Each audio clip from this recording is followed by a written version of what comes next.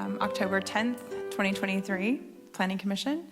We are televising this live on Channel 27 and local Channel 27 and the PCT's website as well. This evening, we do have several people on Zoom, so we will allow public comment in person and then move to the Zoom comments. 3 minutes will be given to each public commenter. And if you are in our Zoom, you can raise your hand and we will go in the order as raised. I think that is it. I think we can start. I'd like to call to order the October 10th meeting of the Half Moon Bay Planning Commission. Please rise for the Pledge of Allegiance. I pledge allegiance to the flag of the United States of America and to the republic for which it stands, one nation, under God, indivisible, with liberty and justice for all. Can I please get a roll call vote? Yes. Commissioner Gorn. I'm here. Okay. Commissioner Gossett, or Vice Chair Gossett? Here. And Chair Hernandez? I am present. We just make note that Commissioner Jonas and Ruddick are both absent this evening. We have an item before the public that one of our commissioners is conflicted on, so I'm going to ask her to step outside of the room. We can actually, do you want to do that first? Or? Yes, please.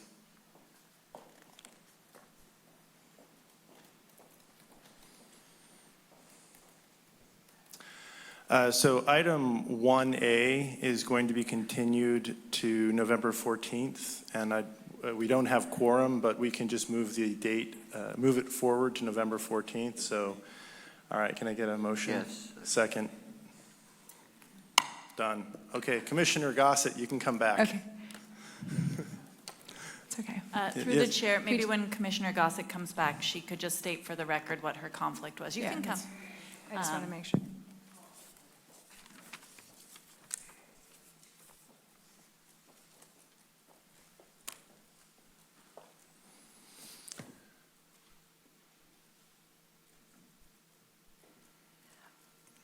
I will recuse myself because I live within 500 feet of this project. Thank you. All right. Oh, we're done. You're done? We're done. Okay. Yep. I just didn't want to have you get up and leave and then come back again. So now we're going to go to the... Oh, 1A was a project for 225 Valdez. That's the first item on the agenda after public comment and planning commission business. So, good? Should we open public? That's what I'm about to do. Okay. So sorry. I'd like to open it for public comment. For those of you in the public who would like to speak on something that is not on the agenda, you can submit a comment card or just come forward. And if you're online, you can press the little button and get in the queue. So I'm going to open it up for public comment. And the first person I have is Paul Nagengast.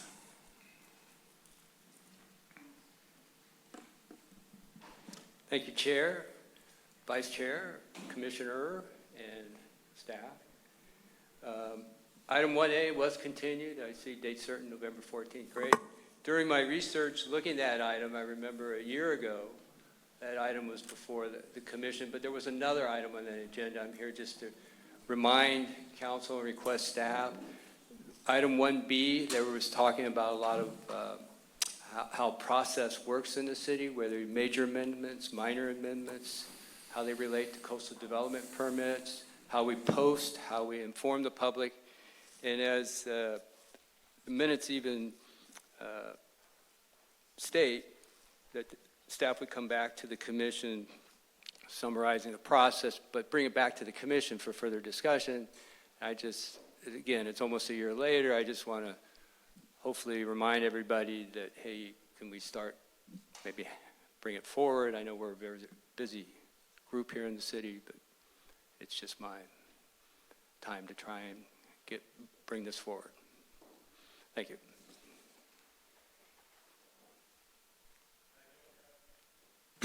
I don't have any other comment cards for public comment.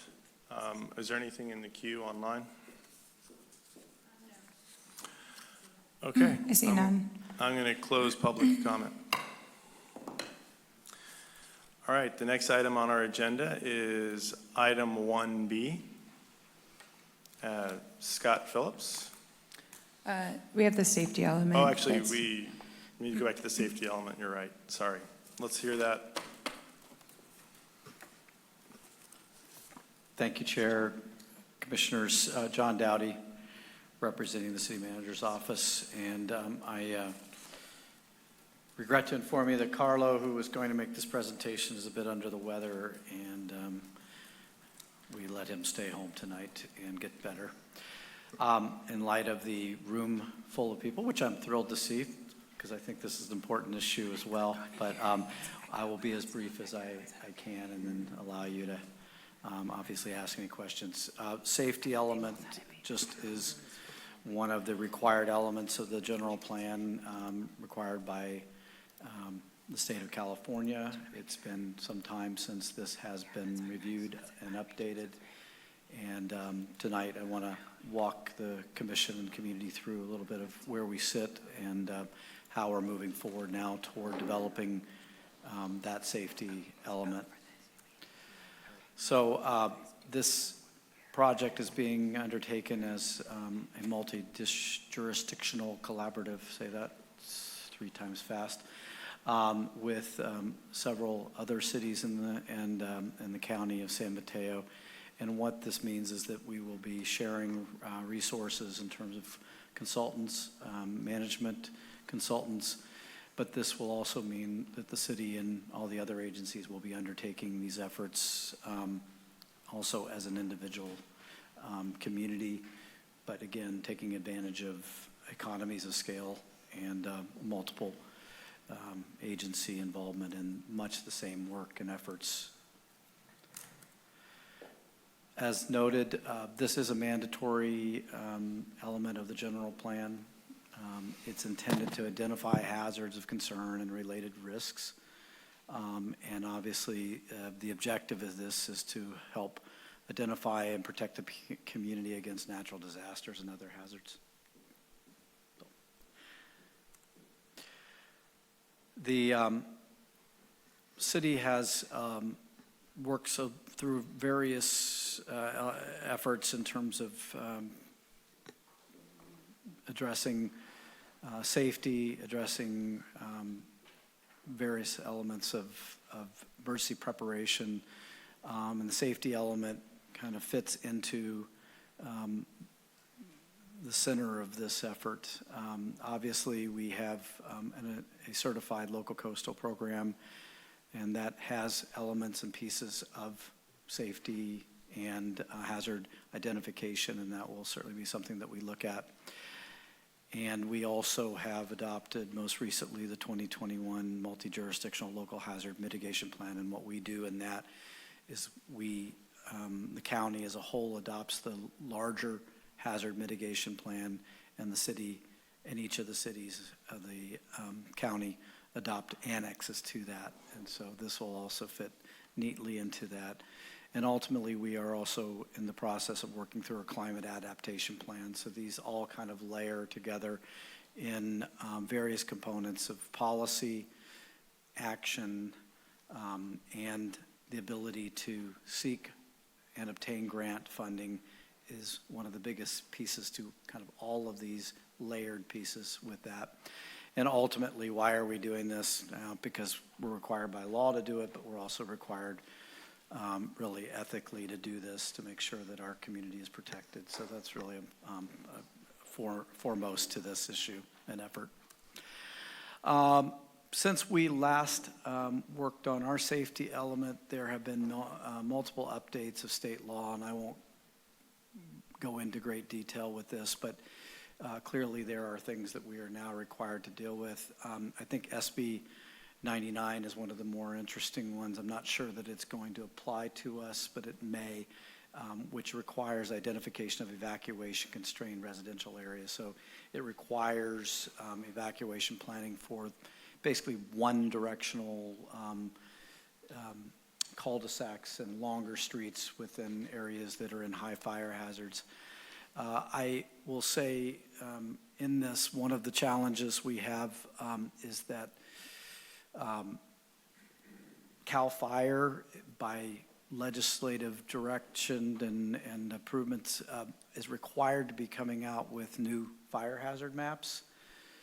They were actually, I think, supposed to be dropped already to the state. They have not done so. We're still awaiting those and don't know exactly when those are coming. So one of the challenges and one of the reasons why we'll talk about this schedule-wise, this is going to be a fairly long process, is one, it's involved, but the other is that we still need some of those resources to be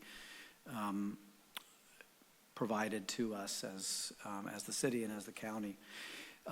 In addition, there are tsunami maps that have been put in draft form and out, and we're also trying to figure out exactly how to integrate those into it. And one of the challenges for staff in those maps, and something we'll be working through, I'm sure, in the community process, is that the state chose to include I call it the 2012 scenario, or whatever, the movie where the wave was 6,000 feet tall and wiped out all of California. I won't say it's that level, but it is a scenario that is extremely unlikely under any scenario, but we have mapping for that, and so one of the challenges will be to work through that, and to not necessarily develop plans against, I think, a scenario which is just sort of everything layered. So there's a lot of nuance to this, a lot of work that's going to have to occur with that, and part of this is going to be driven by what other agencies and entities are able to provide us, and that will also dictate some time issues. So the main components to the safety element are, to update the information, to do vulnerability assessments, which are now fully required, and then amend and adjust the policies and objectives and align programs, hopefully with all of our planning documents along with the hazard mitigation plans. I'd say the takeaway from this is that up until this cycle of safety elements, it was not as prescriptive in terms of what some of the requirements were. They said you needed to touch on these issues and talk about them, but they were more focused on what each community felt was an acceptable position to take on certain issues. The state law has basically taken away some of that discretion and really made it more prescriptive, which in some ways makes it easier. In other ways, ties one's hands a little bit, as you might guess, with that.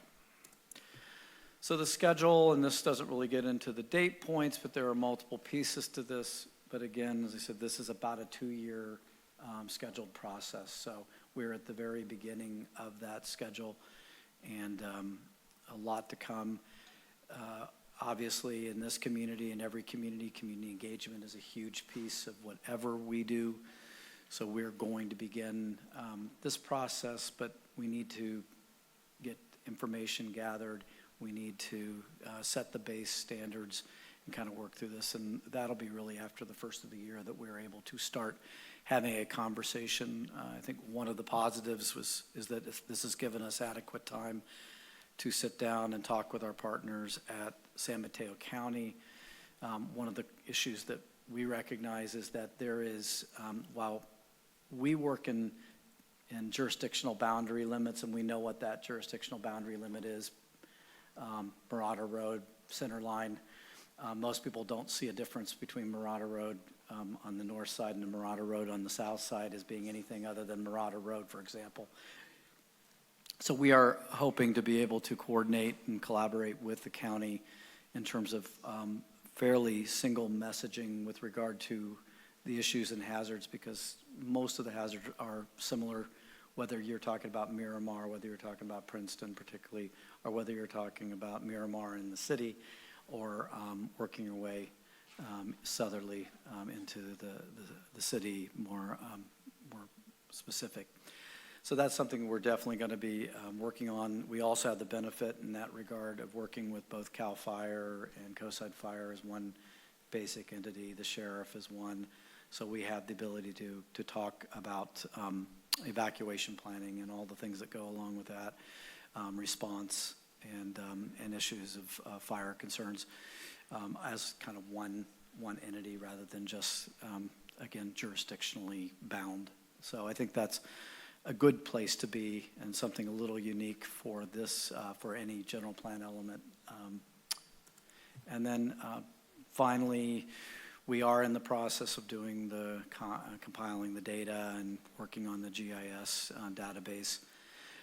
For tonight, the primary issue is something that Jill had indicated that there might be some interest in, which is to look at forming an ad hoc committee to work with us as staff for the safety element. That doesn't have to be tonight that you make that decision, but we wanted to put that out on the table. We would not really see any activity of this group until after the first of the year, realistically. But we wanted to put that out on the table and see what your interest was. And we can always come back if you want to have that conversation with all 5 members of the commission. That's fine as well. Just wanted to get this on your radar, the community's radar, and know that we are working on this. And this will be a pretty large work effort over the next couple of years. Thank you. Well, thank you, John. It's important work, and I hope you keep us safe. Are there any comments from my fellow commissioners or thoughts about the Ad Hoc Safety Committee? I just wanted to note, isn't that a city council decision?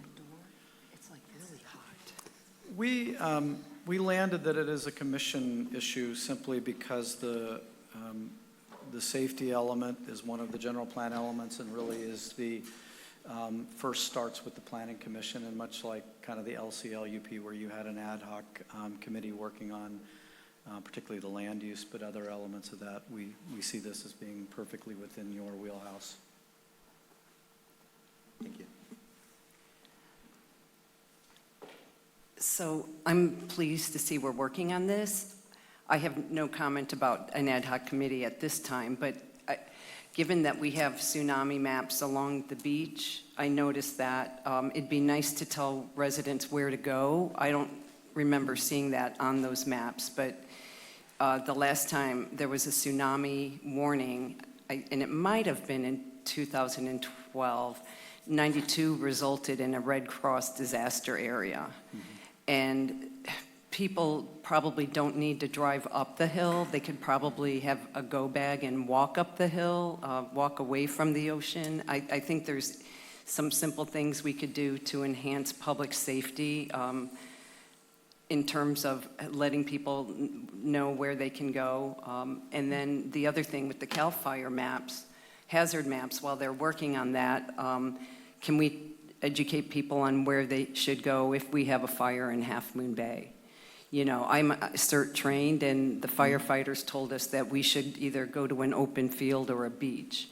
So before we even come up with a plan, there might be simple ways to educate the community through maybe social media and such, because we do run these type of risks given where we live next to the ocean and in a high fire hazard area. That's it. Oh, and we should have go bags ready. Through the chair, if I could respond. Please. So I want to be clear for you in the community. We have been and will continue to work on those aspects of evacuation routes and planning around this. That is not driven by the safety element and is not going to be on the same schedule as that. We realize and recognize the need to deal with this. What we also have found, I assure you, is that is a very simple response to a very complex, challenging issue. One of the things that we looked at one day was looking at all of the access points on Highway 1 that are either driveways or roads, streets, of that, you know, and trying to manage access and allowing for folks to get out and not overwhelm is just one little piece of this issue. So with that being said, we acknowledge that, agree with that, and we definitely want to look at whether, where we possibly can is to stay in place where possible, or head up the hill and don't worry about your car if necessary, and those types of things. With the tsunamis, obvious with that. So we're on that. We're with you, and we can bring back more information relative to that in the coming months. I'd like to have the idea of an ad hoc safety committee brought back for a future planning commission meeting when we have all 5 commissioners here. We'll work with Jill and Bridget on that. And to double down on Commissioner Gossett's comment, certainly you're bringing the safety element to us, which is defining the hazards and the things we need to be aware of. But we have an existing safety element, and given all the things that happened in February, where we had floods, a sinkhole on the primary evacuation route in case of a tsunami, it would be great to have, because you just gave me 2 pieces of conflicting advice on what to do in a tsunami: stay at home or go up the hill without your car. I would love to get a clear communication plan for the community, but outside of the safety element. I think it would be really helpful for us to get something like that, because what's the main plan? What's the backup plan? That would be helpful. And I'll set you at ease to some extent. We have both an emergency operations plan that's going to be coming to the council for addressing each and every foreseeable incident for us in the city within the context of the environment, the EOC, Emergency Operations Center. We also have an emergency communications plan also drafted at this point and working through that.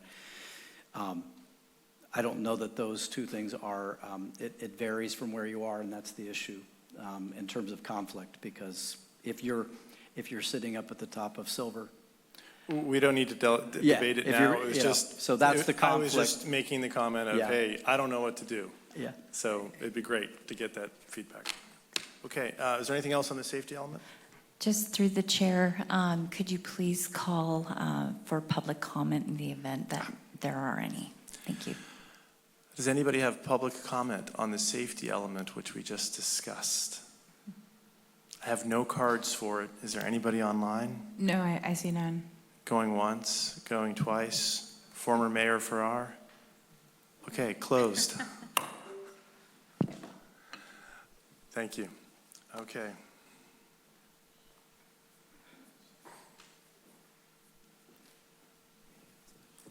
I'm eventually going to get this right.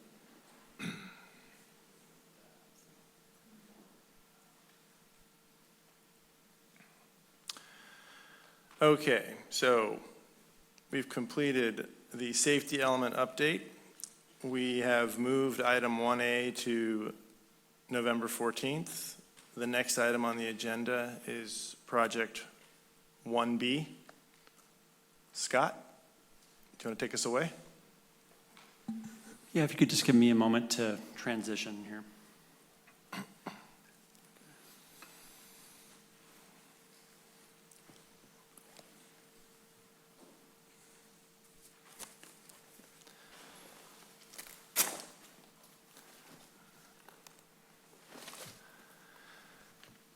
Thank goodness there's no piano. I'd start karaoke right now.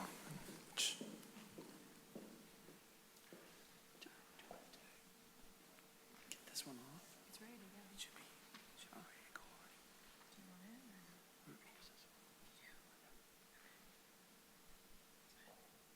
Go.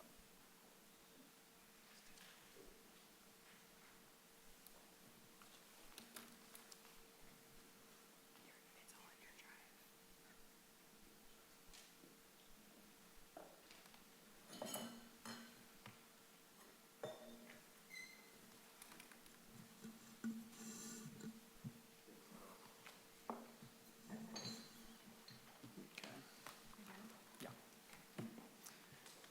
Okay, thank you for your patience, and nice to be here this evening. My last presentation to the Planning Commission, I was at home with COVID, so this is much more enjoyable. So That's a pretty low bar.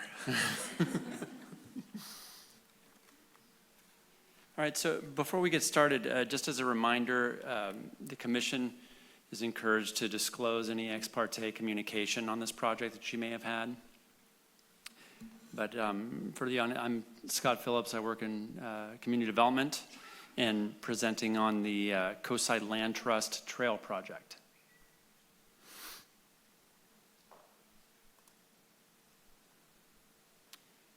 So up on screen right now, we've got a slide showing the project site in yellow. And it's located just south of the existing gravel path that's within North Wavecrest, south of Seymour. And it's shown in the red line there. But north of Redondo Beach Road.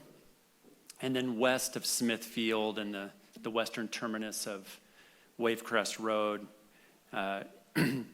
And now the subject property includes lands owned by the Coastside Land Trust, or CLT, and also undeveloped city right-of-way or paper streets. So other third-party properties within the vicinity would not be included in any of the improvements. The proposed trail improvements would be managed and maintained by CLT. Now, the primary purpose is to connect two disconnected sections of the California Coastal Trail with a new 2.8 mile long improved pervious gravel path. And this is a continuation of the gravel path that already exists to the north of the subject property that was reviewed and approved by the Planning Commission back in 2014 and then subsequently built. And along the new trail that's proposed this evening, one bluff top overlook would be included, as you can see sort of on the lower left-hand corner there of the slide. And several sort of circular spurs would be sort of two on the sort of the north side of the trail and a couple on the south, along with 3 gravel trailhead parking areas. And one of which would include a new restroom, interpretive signage, bike racks, and a bike fixing station. All 3 of the parking lots would include trash receptacles, as well as, of course, vehicle parking, and then also accommodation for a few horse trailer parking.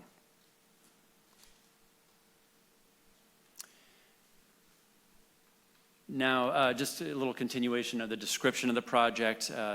2 other items of note are beach access stairways that would allow for beach access from the new trail. And the stairs would be located on both the northern and southern part of the Gully 9 or Wavecrest Arroyo, sometimes it's referred to. And then also restoration. Part of the project scope is sort of 2 different flavors of restoration. Part of it would be decommissioning and restoring the many of the informal trails that are in the area right now, as well as the informal parking lot at the end of Redondo Beach Road, restoring it to native habitat, sort of aerating the soil, decompacting, and with erosion control, and then using native seed mix to restore those areas back to native habitat. And the slide here, it's the areas shown as sort of a light blue lines, and then you can see the parking lot at the end of Redondo Beach that would be restored back to native habitat. Now, as I mentioned, there is another component of restoration associated with this project, and it's habitat restoration that's sort of above and beyond just the decommissioning of trails and the parking lot. And that includes restoration, wetland, sea cliff, as well as riparian scrub restoration within the arroyo. Now, this is something that our applicant does on a normal basis, but we've actually asked them to quantify the amount of restoration that would take place as part of this project. And on screen right now, you see the restoration plan that was provided. And then on top, it's sort of a sample of the stairs on the north side. Now, this application was submitted originally back in 2016 without the vertical beach access improvements. After the submittal, the applicant acquired a large parcel, the Ravine 9 or Wave Crest Arroyo, and revised the project to include the 2 beach access stairways. Now, with that sort of modification of project scope, the biological resource evaluation had to be updated, and to include the analysis of the stairways along the bluff edge, as well as updating the draft initial study and mitigated negative declaration. Once completed, we circulated the ISMND for a 30-day public comment period, and we did receive 1 letter from California Coastal Commission staff, and that was attached to the staff report. Primary concerns in the letter noted the age of the bioresource report was getting a bit older and needed to be sort of reconfirmed that conditions on the ground hadn't changed since the application was originally submitted. Coastal staff also asked for more of quantitatively how much restoration would take place to meet applicable policies in our land use plan. The applicant performed on that. We sent all the information back to coastal staff for them to take another look, and they confirmed that we had met their previous concerns. Now, once all that was done, we did present the project to our Architectural Advisory Committee, and that was back in November of last year, more to get their read on the restroom design, parking lot layout, and any other suggestions or concerns that they may have. And the primary recommendation was related to the restroom, and I'll go into that a little later. Now, our applicant has put out a considerable amount of effort to reach out to the community to educate folks on the project that they're proposing tonight.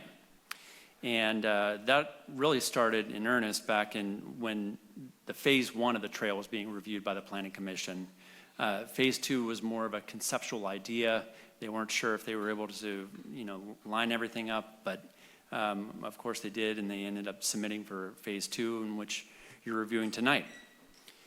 CLT also put out an effort to educate the community about the trail project at National Trail Days, both in 2018 and 2019, as well as virtual events throughout the pandemic. They always had information available on the trail project proposed tonight. And then CLT also held an outreach on-site session roughly this time last year. They set up 4 different booths throughout the project site, 1 at each of the trailheads and 1 internally, where Coastside Land Trust answered any questions, greeted trail users, hikers that were out there, and just to inform folks about the project that is proposed. Now, the next few slides, I'm going to go into detail on the project plans, just to kind of go into, make sure everyone's understanding of exactly what's being proposed. And this slide includes the site plan showing the new gravel trail and new stairs to the beach in black lines. Now, the discontinuous black line in the ravine is actually notes the riparian scrub. So that is not a trail portion of the trail, but the continuous lines are. Now, this slide also shows the 3 new parking lots in black squares, sort of on the top right-hand corner. And a detail of the proposed trail is also sort of off the map there in faint lines. Now here, included in the plan set was a construction access plan, and this slide shows the construction access plan. The The main construction access is shown in the black broken line from Wavecrest Road. And then I've tried to emphasize the staging areas in red boxes. Now, the staging areas would be secured using wildlife-friendly exclusionary fencing, inspected by a qualified biologist as one of the mitigation measures that's required. The other main access would be at the end of Redondo Beach Road, as well as the parking lot on the east, the most eastern parking lot.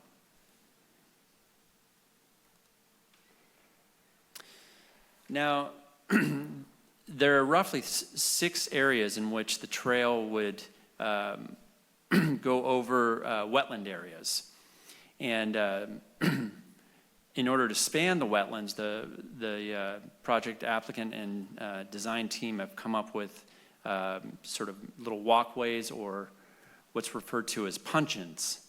And throughout this process, probably the most common question is, that I've gotten is, what is a puncheon? And I've told folks that it's a little walking bridge, but I actually looked it up on Webster's dictionary yesterday, and Webster says it's a split log or heavy slab with the face smoothed. So that's the official definition of a puncheon, if anyone was curious to know. And there are 6 proposed at various locations along the trail. And here you see a detail of the puncheon, as well as one of the existing ones within phase 2 on the right-hand corner.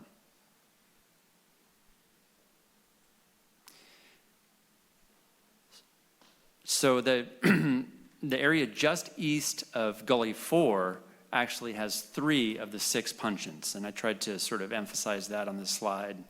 In red, you see where the 3 of the 6 puncheons are proposed, and those would allow the trail to span seasonal wetland areas. Also, there are 2 different types of split rail fencing included in this project. And wood split rail fencing that I'm sure we've all seen at different trails throughout town.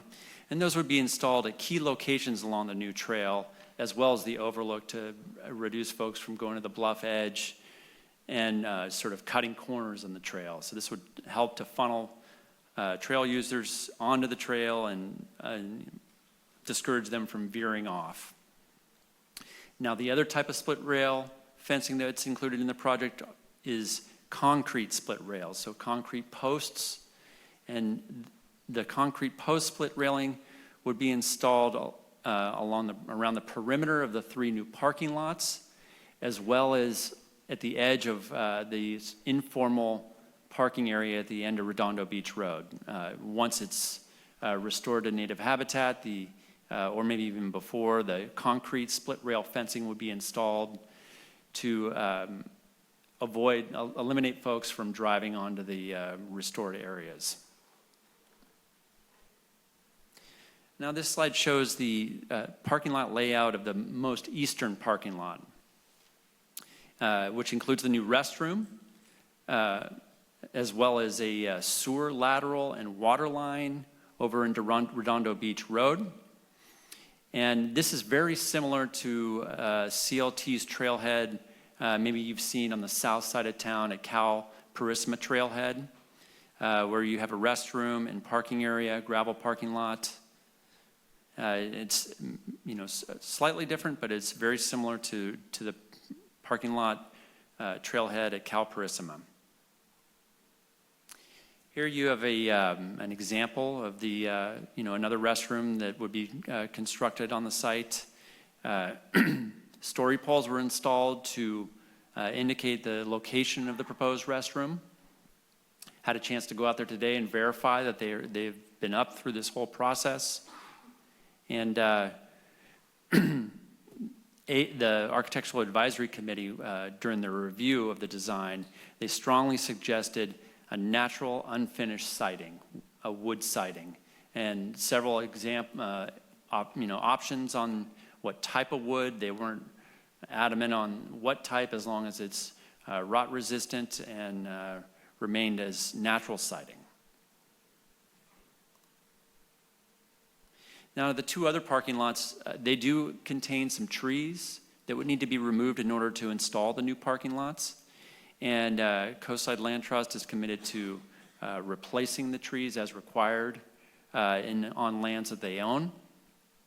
And they are hoping to maintain as many of the trees as possible, but some of them will need to be removed in order to install the new parking lots.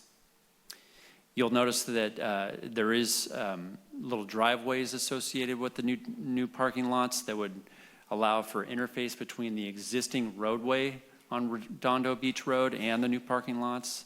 Those are shown off to the right from the parking lots. And capacity of the parking lots, the idea is that it would be roughly the same as how many people can park in the informal parking lot at the end of Redondo Beach Road currently. Now this slide shows a little more detail on the beach access. Keep in mind that there is no formal beach access at this location currently. And right now, when people want to visit the beach, they have to sort of find their way down the bluff face, which is, damaging the bluff edge through erosion and compaction. And actually, from what we've been told is that would actually increases the erosion rate with people not focused on one path. The new stairways to the beach would stop this erosion from taking place. And the location of the stairs along the mouth of the arroyo has been selected to avoid the mean high tide line. So the idea is that the stairs would not be impacted by during times of high tides. Minor recontouring and drainage improvements will also be implemented in order to improve the longevity of the steps, and that was included in the plans. Now this slide shows a side profile of the steps on the south side of the arroyo, and notice that there's a crib wall at the bottom of the stairway. So slightly steeper comparing the two. The south and the north. The south is steeper and has more steps. And then you can see here on the north side, less steps with only a few risers at the bottom of the stairway and not needing a handrail.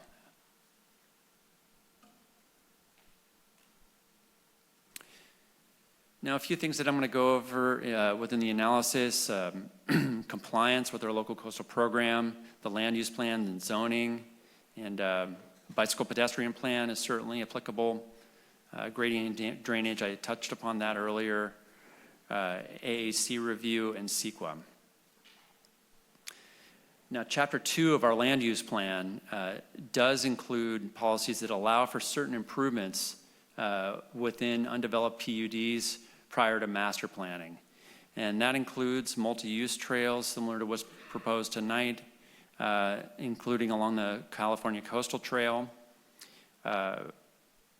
lateral and vertical coastal access ways, as well as restoration and ancillary facilities such as parking lots allowing for beach access. Now, Chapter 5, the proposed project includes installation of, the trail that'll allow for, hiking, biking, as well as equestrian, connecting two sections of the California Coastal Trail. As I mentioned earlier, two separate beach access points would also be included, and which meets our coastal access and recreation policies in our land use plan. Now, as far as natural resources, the project does conform to the land use plan's natural resource environmental protection policies. The improvements were cited appropriately relative to varying habitat requirements. The puncheons, as I mentioned earlier, will raise the trail above seasonal wetland areas. And the whole part of the premise of this project is restoration, sort of funneling folks away from the sort of the braided social trails and onto one specific trail to allow the other lands to, resort back to natural habitat. So the project in itself is restoration. Now, environmental hazards, just kind of dovetailing into what John was touching upon earlier this evening. The project is located approximately 100 feet from coastal bluff edge, and even closer with the overlook. And, this area will likely erode at an accelerated rate over time with sea level rise. And modifications to the path may become necessary in the future, as, some erosion takes place. And what we've done is we've, written it into the conditions of approval that allows for minor changes to the trail in the future as needed. And now if substantive changes are requested, then that would probably be something that would come back to the Planning Commission for modification. But that's something that staff would typically review and make the call on. Now, Chapter 8 of our land use plan involves cultural resources. And during the environmental review project, potential for cultural resources were evaluated and was determined low. Now, Chapter 8 of the land use plan does show the subject property as designated as potentially sensitive for archaeological resources. And so mitigation measures were included in the initial study if cultural resources are unearthed during the trail construction.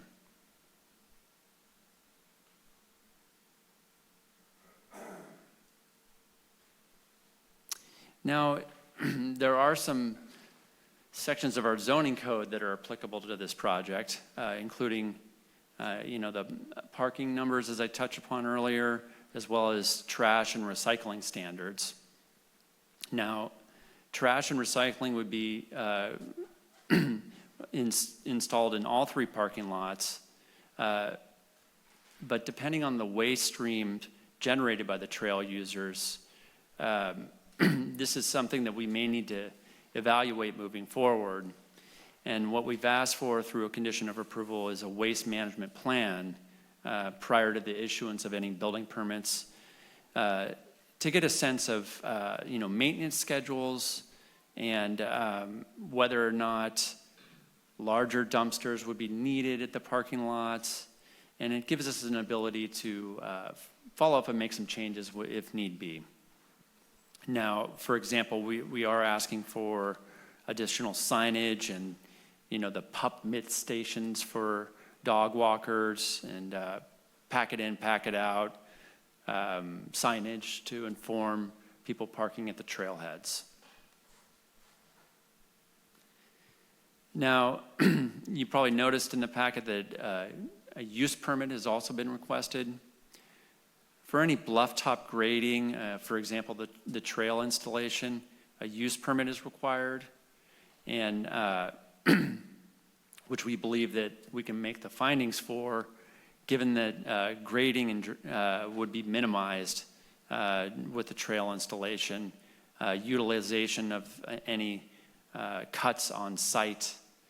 And like I said, the findings can be made for the use permit.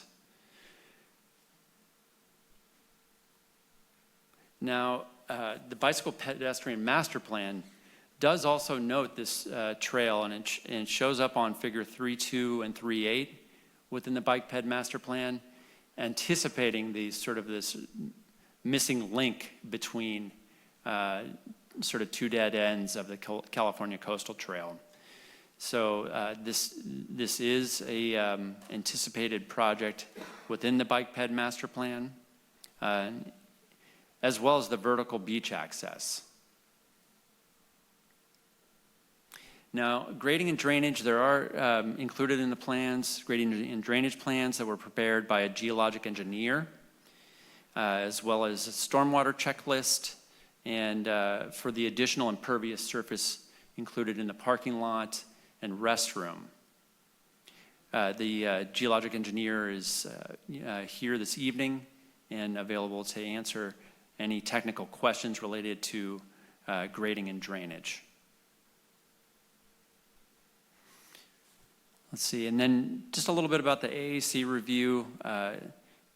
The project was unanimously supported by the AAC, and like I mentioned earlier, they did have a strong recommendation on the siding for the restroom. Other minor suggestions, for example, the rebar that's needed, they asked that it either be galvanized or epoxy dipped to reduce the amount of degradation over time, get some more life out of the fixtures. And after the AAC meeting, minor changes to the plans took place. Now, as I mentioned earlier, story poles were installed for the restroom. That's primarily because this is within a PUD and along a scenic coastal access route. No variances or exceptions were requested, which seems to be the usual time when story poles are installed for projects going to the commission. Now, as far as CEQA, as I mentioned earlier, the draft initial study was circulated for 30 days. We did receive one comment letter from Coastal Commission. No other comments were received. We followed up with coastal staff to make sure that their concerns had been addressed, and they agreed that they had. And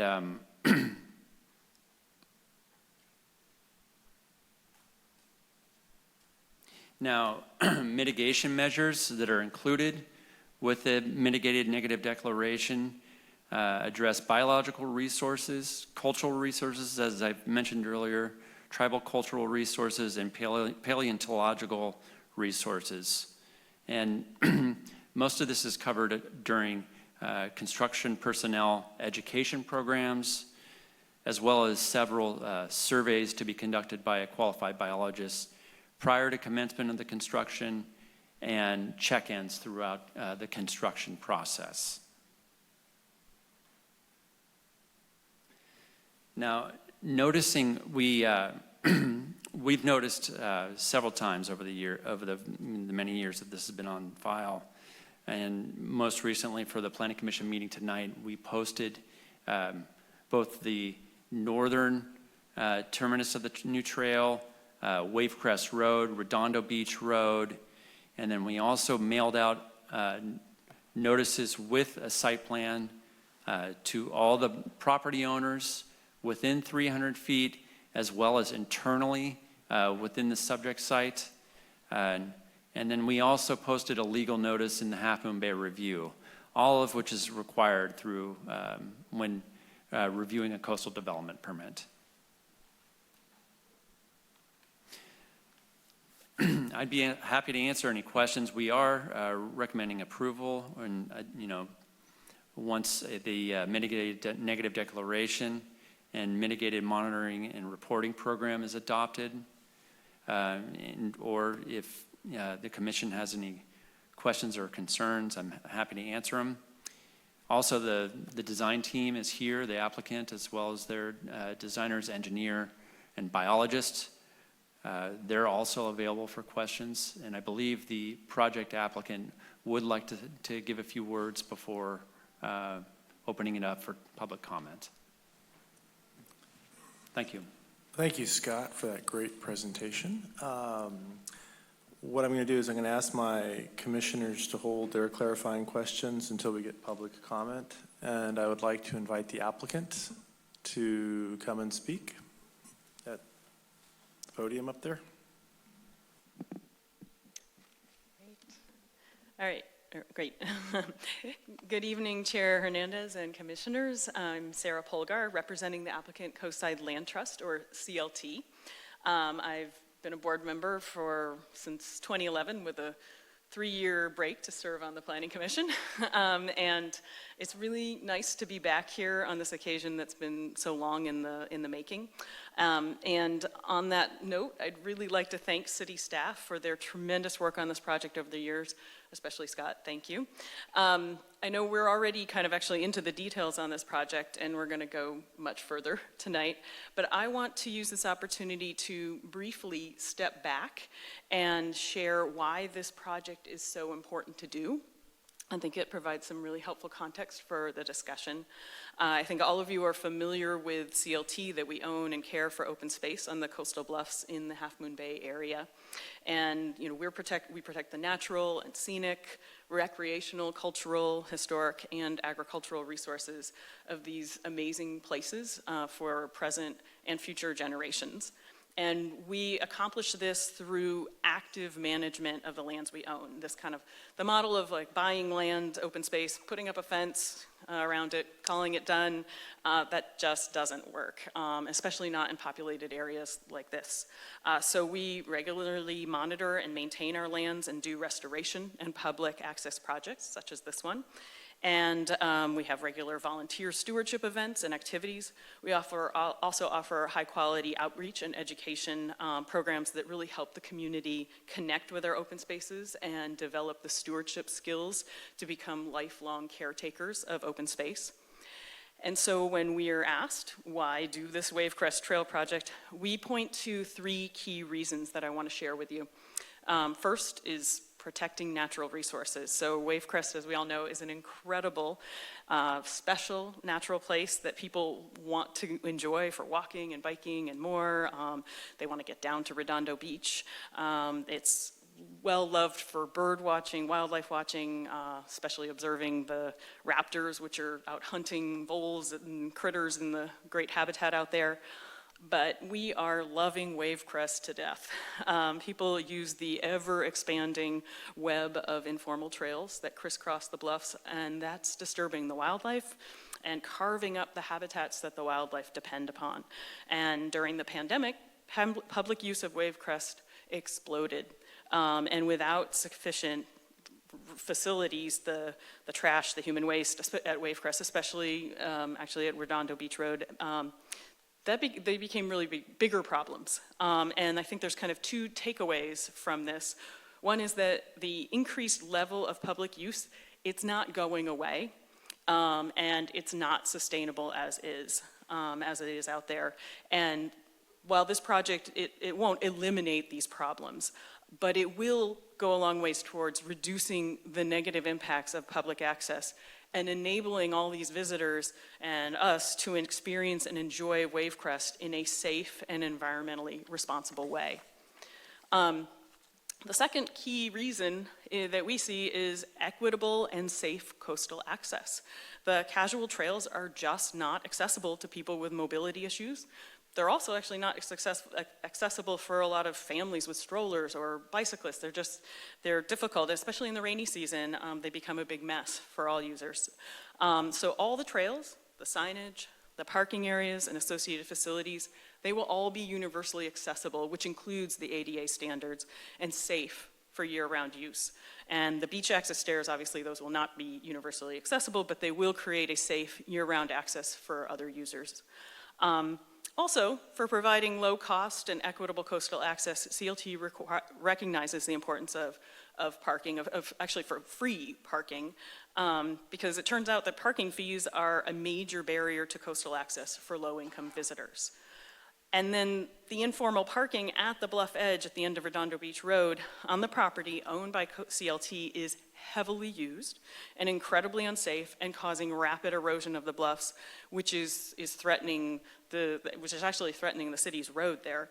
And because of public access requirements in the Coastal Act, the Coastal Commission will not, and actually probably cannot allow the city and CLT to, as is, close off and restore this area without providing equivalent alternate parking, which this project will be providing.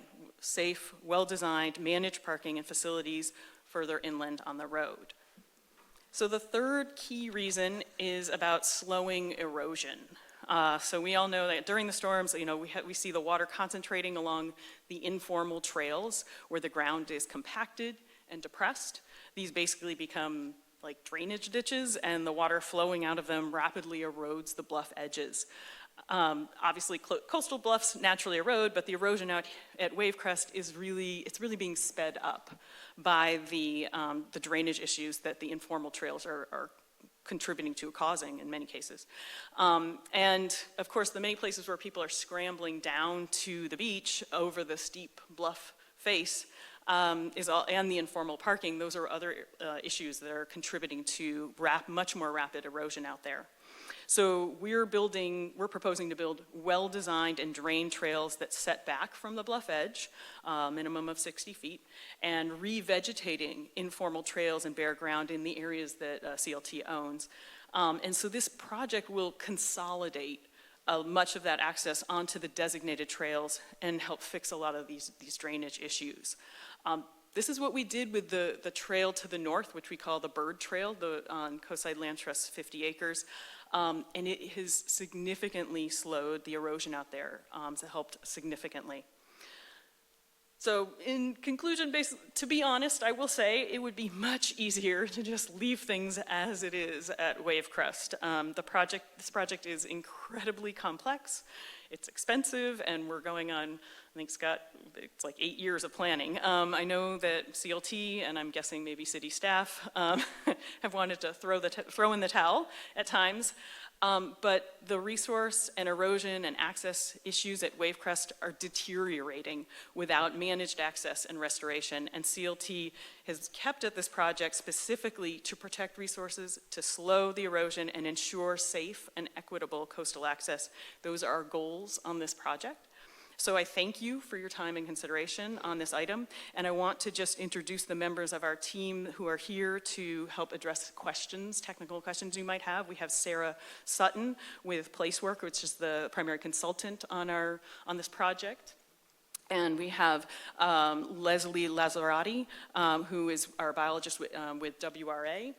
And we have Tim Best, who's our engineering geologist acting as the project engineer. So thank you very much.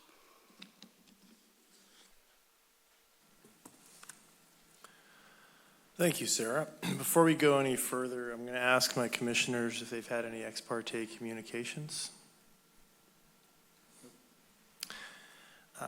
On this particular item, I don't believe I've had any ex parte communications on the agenda item here, but I have supported CLT in the past, and my next door neighbor is on the board of CLT, and she just spoke. So, but I've not had any ex parte communications on this particular item, but I have spoken about this project with members of CLT over the years.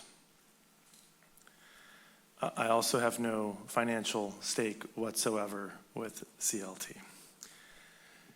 Okay, I'm going to open it up for public comment so we can get hear from other members of the public. And the first person who I have is Jeff Depew, followed by Chris and Katie Crook. So if you'd like to come to the stand, I'll invite you up. As a matter of protocol, we allow up to 3 minutes. So the mic is yours, Mr. Depew. Hopefully I got your name correct.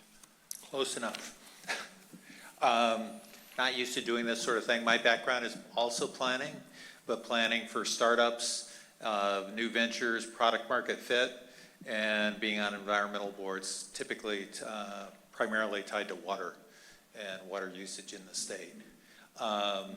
In this case, it seems to me like there's a lot of internal inconsistencies between the objectives of the plan and what's actually being proposed.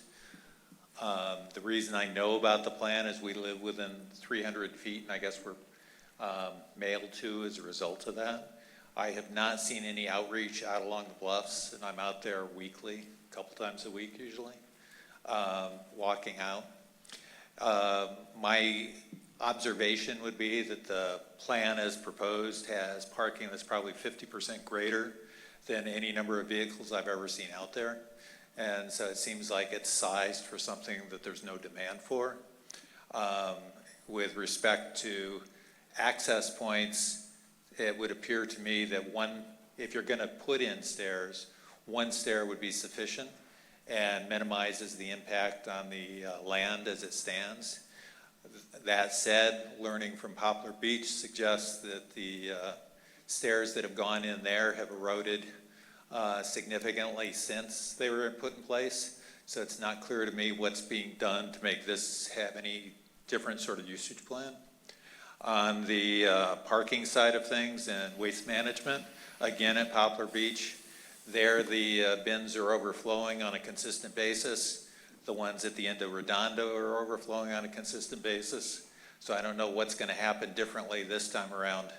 But it seems once again that unless things are done differently, you're causing more blight than you are improving conditions and improving access.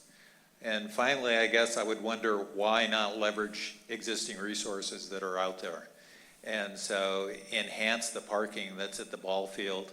You could access the stairways into the Arroyo more efficiently, effectively. It would cost a lot less to get that done. You could put in additional bathrooms there if they're needed, and it minimizes the impact on the land. You could still do the restoration, et cetera, with a significantly smaller footprint, and I suspect significantly lower costs to the planned effort. I think that covers it. Thank you. Chris and Katie Crook, followed by Bob Rogers. Sorry, we're the ones loving the bluffs to death, I guess. We're out there almost every day. And one thing about the parking that I don't think was addressed is currently there's a gate at, on Redondo Road that is supposed to be closed and opened each morning. I'm not sure, was that addressed as far as having some sort of gate? Why don't you go ahead and make your comment? We don't go into Q&A here, but we'll follow up with your item. It's okay. No, it's very good. We're here to get your feedback. Hi, I'm Chris Crook. Thank you for your time. I would just make one observation, and not about the bluffs and the work being done, but the access to it. The numbers, while in the current space maybe there's room for that many cars, we all know it's not set up for that. There's never that many cars there, and they're not even talking about anything other than the access to it. When I'm a walker. I walk there every day from down Redondo to the various gates. I live at 121 Carnoustie, so I'm in there. You can't have this level of traffic on that road without it being a significant problem. You can't have cars going two ways. So while everything with respect to I'm not here to talk about that and whether that's a good idea, bad idea, but if you could use, I think Jeff rightly pointed out, make the changes you're talking about making to the area, but as far as access, having that access down Redondo when it's just going to be, I walk down there, I might as well just get run over early because it's going to be an absolute mess of cars. You can't have that level of traffic on that road.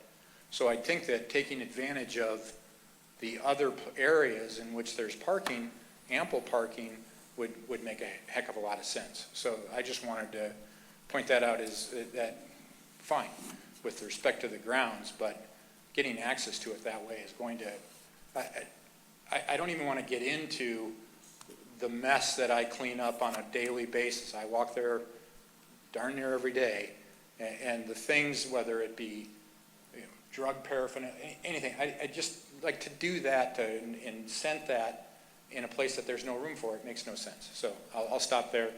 I appreciate what you're saying in a lot of ways, but that access is a problem. So thanks. Thank you. Bob Rogers, followed by Trish Hayward.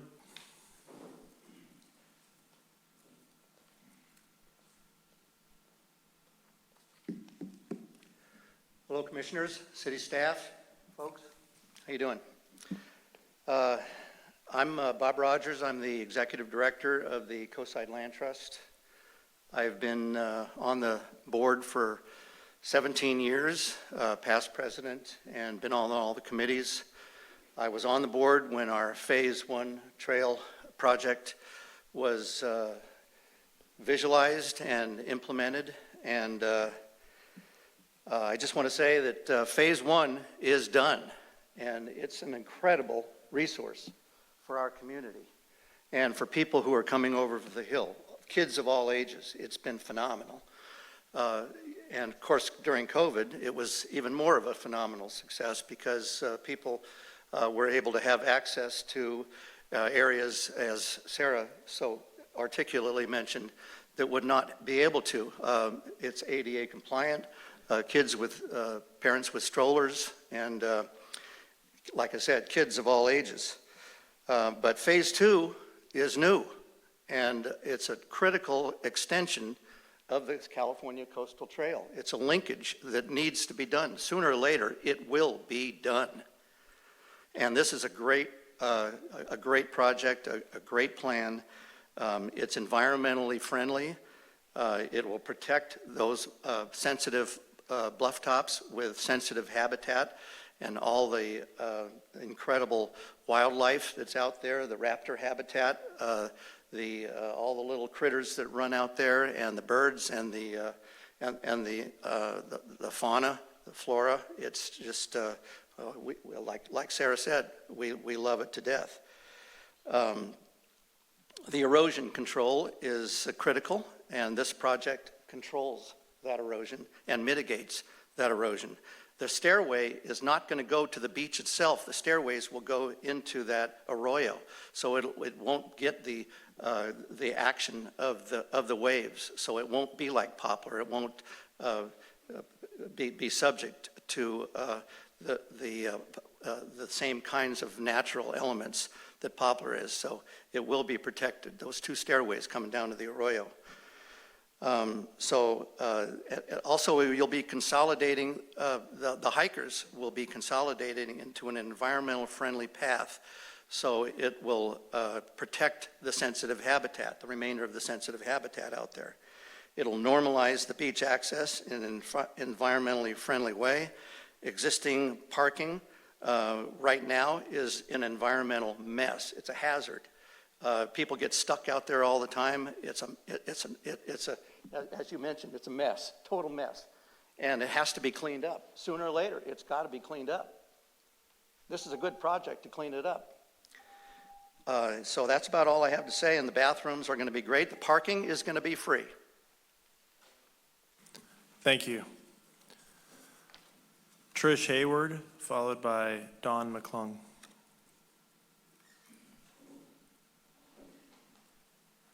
Hello, and thank you for giving me this opportunity. First off, I want to say that I'm a supporter ideologically and financially of the Coastside Land Trust, so thank you for all the work that you do. What I understand is that the objective here sounds like, from your perspective, Scott, it was to extend the coastal trail. Sounds like that's a good objective. Also to protect the bluffs and protect the natural environment. I'm totally in alignment with that. What I believe is that the plan that is put forth is more extensive than is needed to address that objective. I feel like it's more extensive in terms of the parking that we're talking about on Redondo. It's more extensive in terms of the stairways that are required, because you could do it, as Jeff said, with only one stairway. I also think that, with this extensive development, you're going to, for us, near the new parking area, we're going to have a lot of nuisance. We're going to have risks. We're going to have some hazards. And we as a coastal community are going to have more costs associated with managing that. When I'm talking about nuisance, risk, and hazard, we already heard Chris talk about getting run over. I mean, the speed in which the people drive up and down Redondo Road already is pretty bad.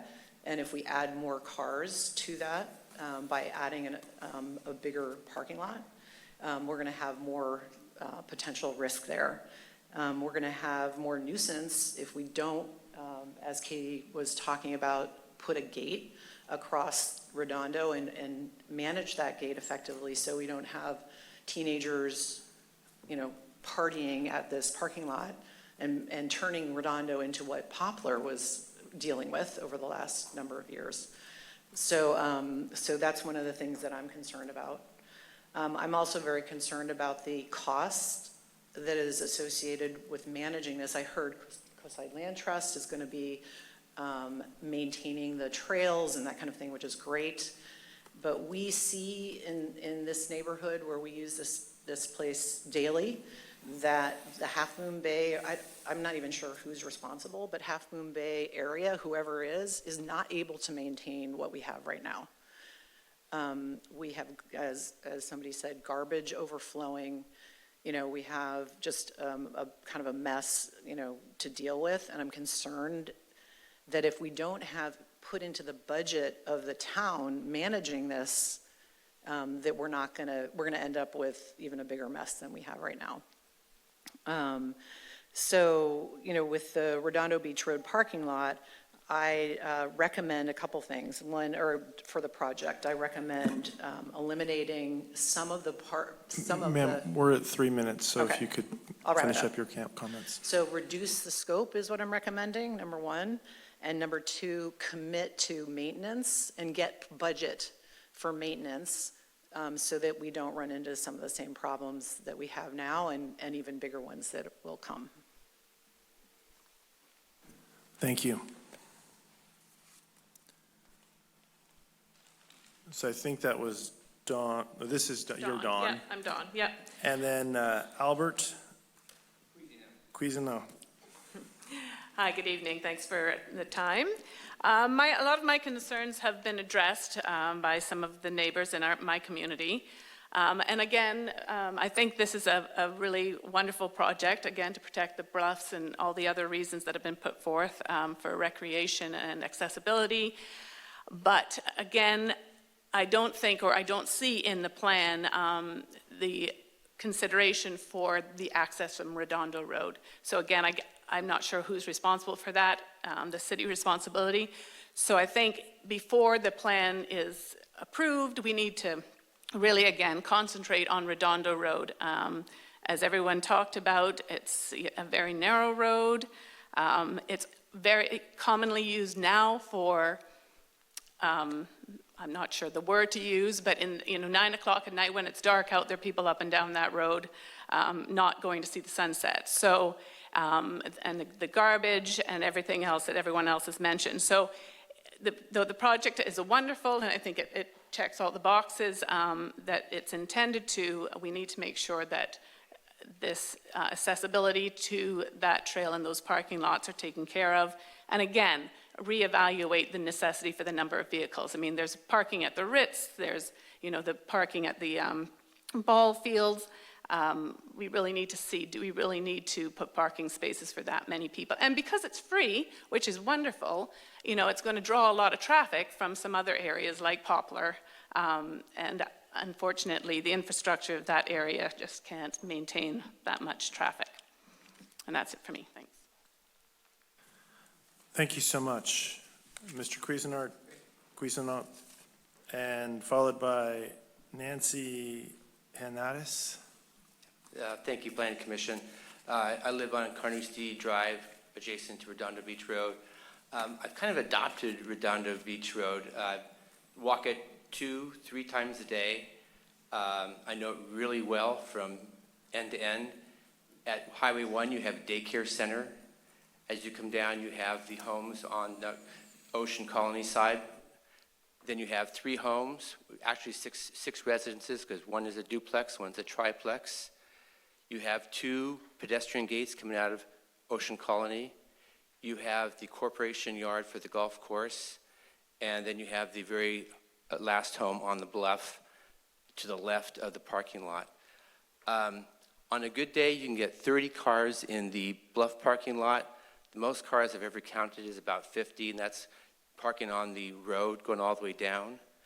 The road's in very bad repair all the way throughout. I walked it today. There's many parts that need to be repaired. I don't know if that's been addressed yet. The gate is no longer locked. They stopped doing that about a year ago.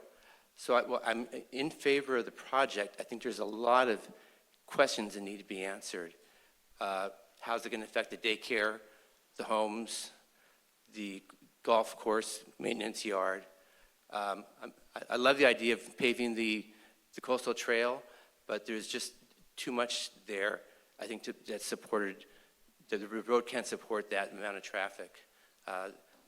People have said that they've seen the cars speeding. It's true. There's a gully at the golf course maintenance yard. Last year, it flooded to about 3 feet, so you need improvements there. The kids love to go down that hill very fast. There's been several near misses. So I think in concept it's great, but there's just a lot of issues that need to be mitigated before this can move forward. Thank you. Thank you. Nancy Hernandez, followed by Mike Ferrara. First, I'd like to say that the project is very well thought out. You should all be commended. It's a wonderful thing.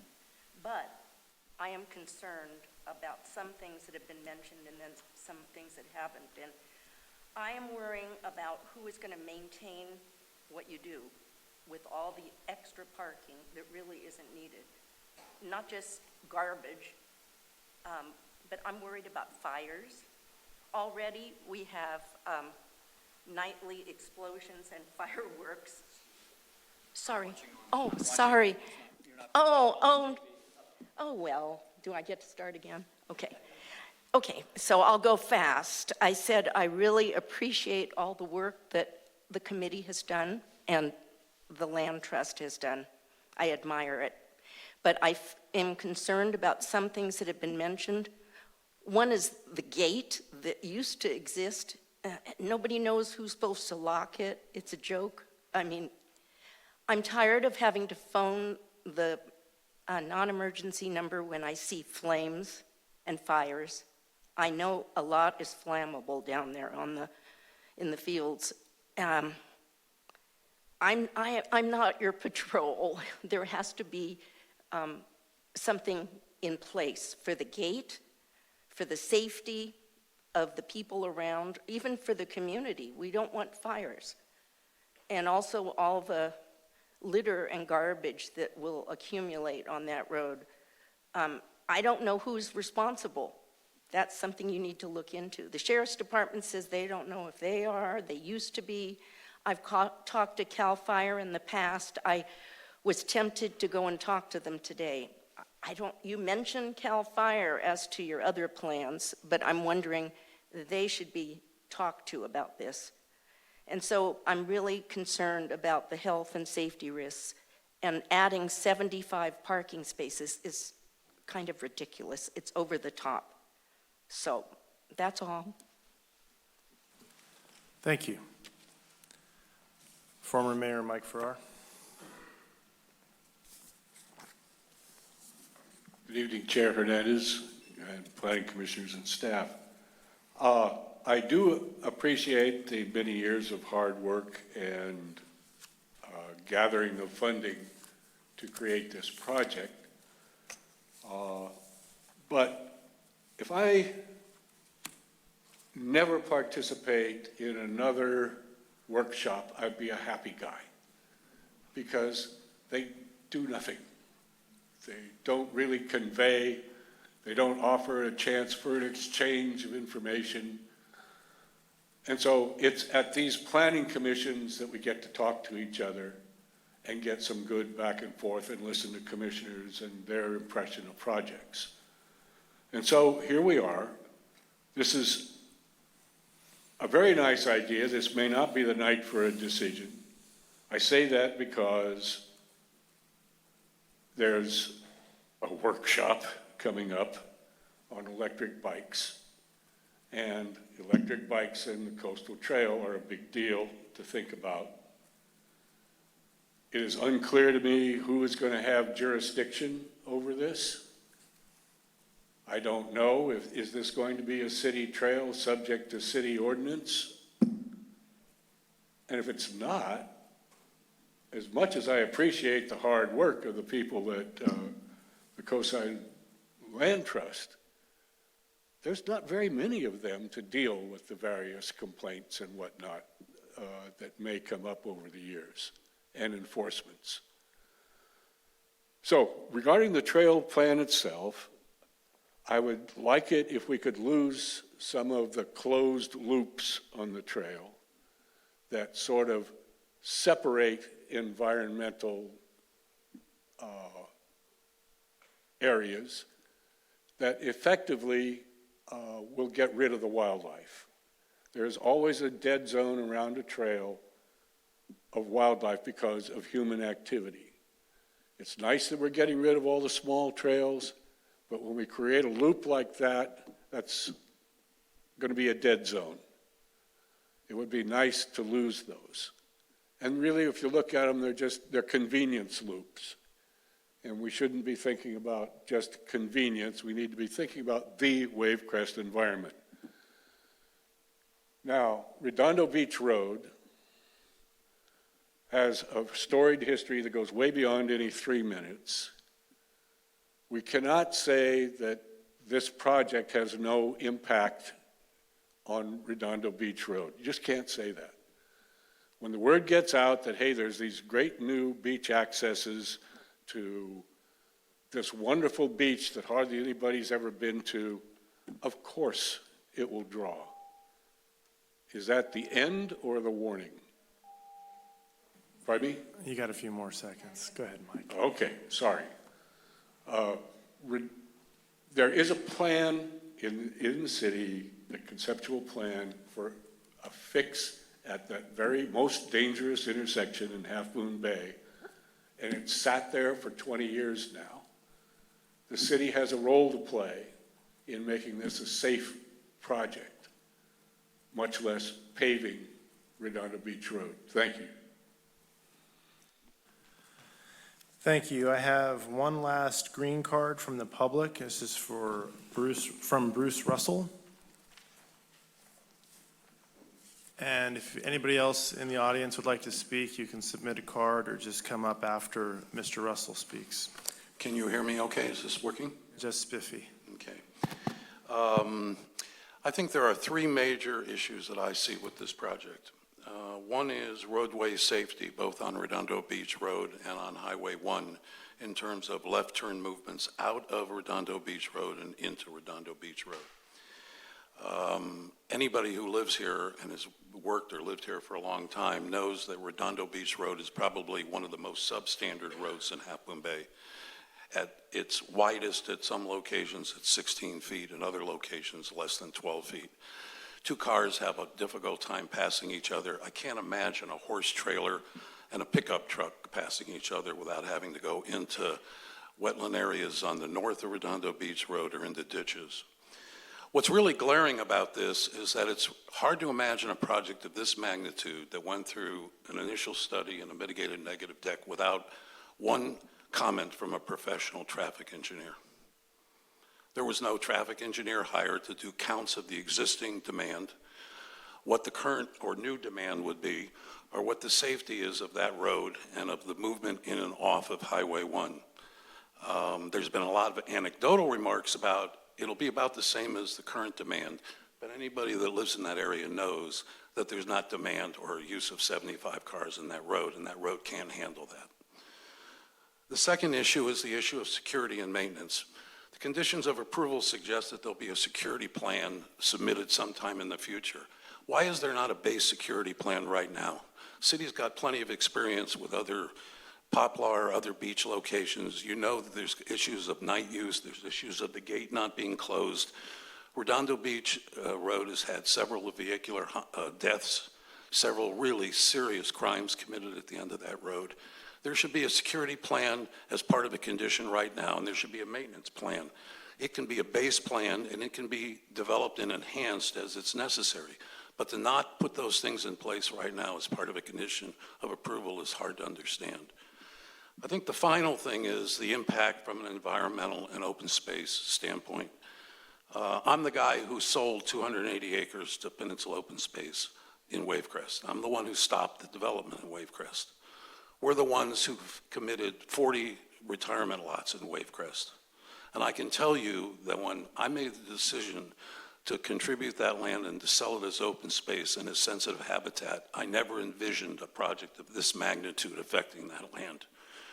I didn't anticipate a parking lot for 75 cars. I didn't anticipate restrooms, 2 enormous beach staircases that are way over-engineered, trails that are way beyond just attaching the 2 coastal connections, but they're inland trails.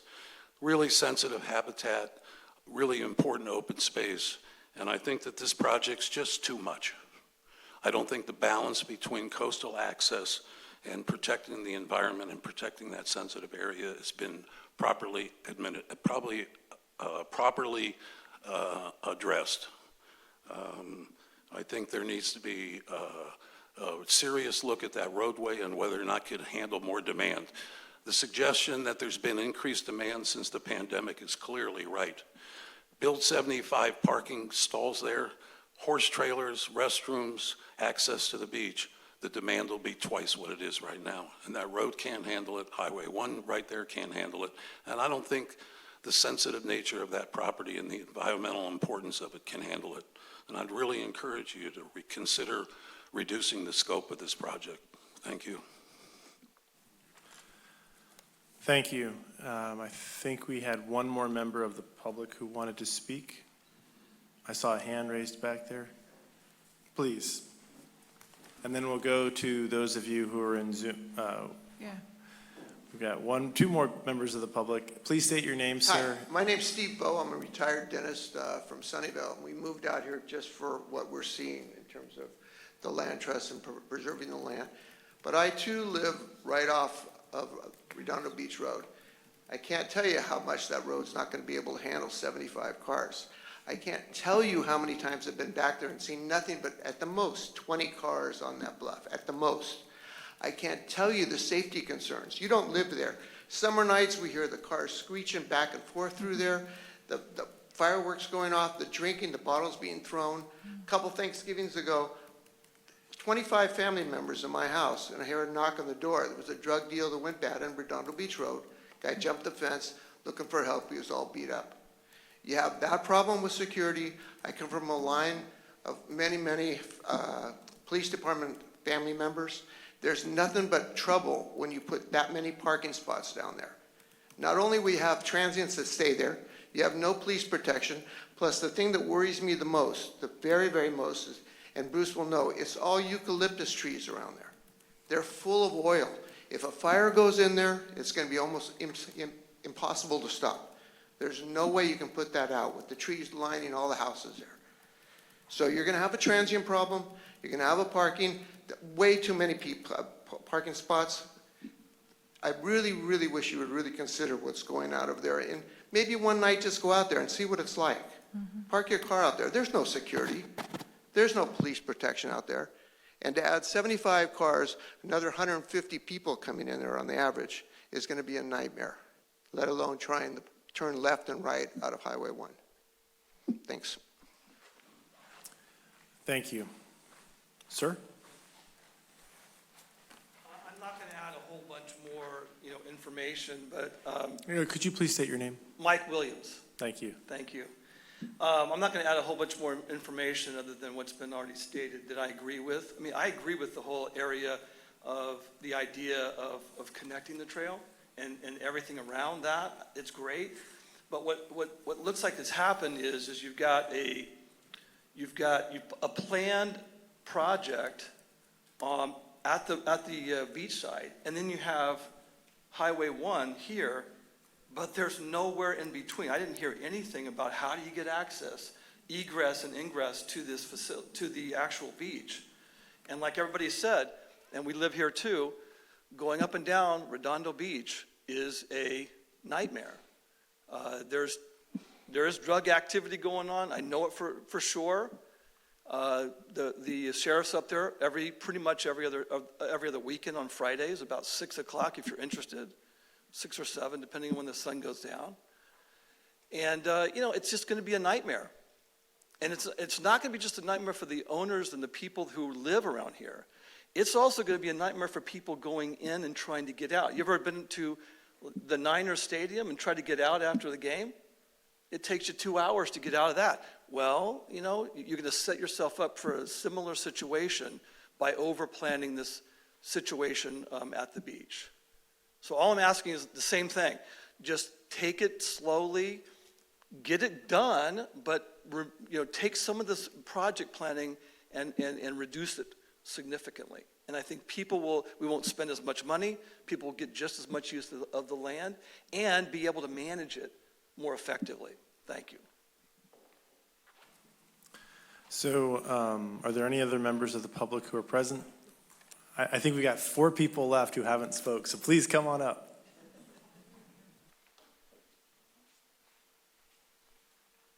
Good evening. My name is Shelley Chapman, and I live on Redondo Beach Road. So I'm interested in seeing the environment taken care of, absolutely. But then it seems like you say that in one breath and the next one, but we're going to build 75 parking places, a restroom for all the people that want to go down there and party. And I see that because they come by our house at 2 a.m. in the morning or 3. I'm sure there's nothing good going down there. So now maybe they'll have lights and restrooms and a place to park. And the road is very dangerous in front of our home.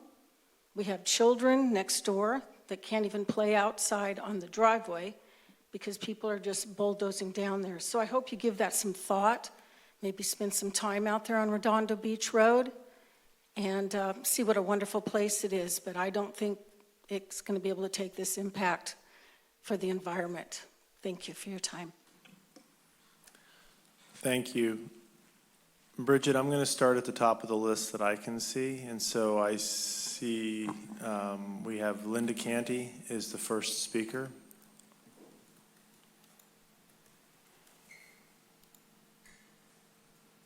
Hello. Hi, Linda. Go ahead. Hi.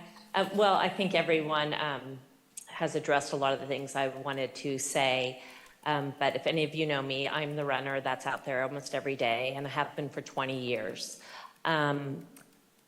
To hear the Coastal Commission and the planners talk about this project when they clearly don't know this space and the people that use it is disheartening. You are going to attract crowds of people that don't care about our beaches, that don't care about our blacktops, that don't care about the wildlife there. They are there to party. They are there to litter. They are there to destroy our environment. It's those of us that are here tonight and that I see walking on those trails, we're the ones that care. You are going to attract crowds and crowds of people that are going to impact our environment.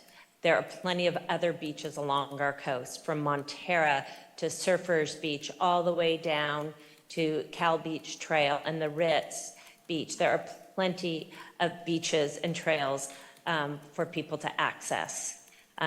We don't need people flying down our road. I can't tell you how many times I've had to call the city and ask them to put in speed bumps only to be ignored. How many times I've called the sheriff to say, hey, why don't you just park your car on the side of Redondo Beach Road? You can make a lot of money on the tickets you would get. The drug use. I'm running down that road, and I know pot's legal now, but they're down there at sunset smoking weed. What if they throw something out and, like people are saying, fires?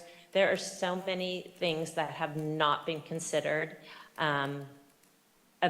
about this project. It is astonishing. And saying that we've been notified, I am on that trail and have been for 20 years. Twice I've seen a notice. One was about 3 or 4 years ago, and I reached out to somebody, never heard back. And just the other day when I was passing Shelley Chapman's house, there was a little notice posted on a stake there in fine print.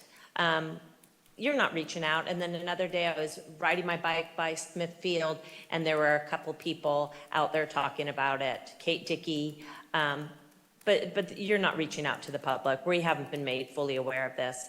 And Smithfield, coming from a parent that had a little league player, and you would not allow for any growth at Smithfield, yet you want to do this. Smithfield was for our community. This is not for our community. This is for tourists and for people over the hill to come over and destroy our properties. So I just want to say that I'm extremely opposed to this, and I hope you really reconsider. Thank you. Thanks. Thank you. Matt Nichols?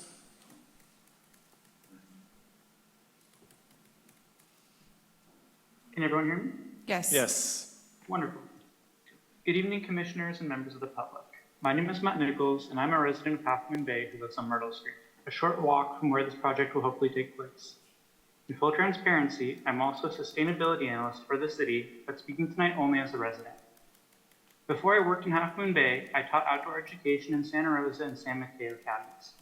And tonight, I would like to voice my support for this project and say I think the proposed improvements would be wonderful. One thing about public open space that I love is that it's public for everyone, regardless of where you live, and the idea of a decomposed gravel path sounds like a great way to increase accessibility for people of all ages and physical abilities. I also think a DG path would help preserve the natural beauty of the surrounding landscape due to its ability to shed and absorb water and hopefully not create potholes and erosion like the current trails do. As someone who loves to cycle and walk around this area, having beach access and a restroom would be amazing. All in all, I am in support of this project, and I hope others feel the same way. Thank you. John Callan?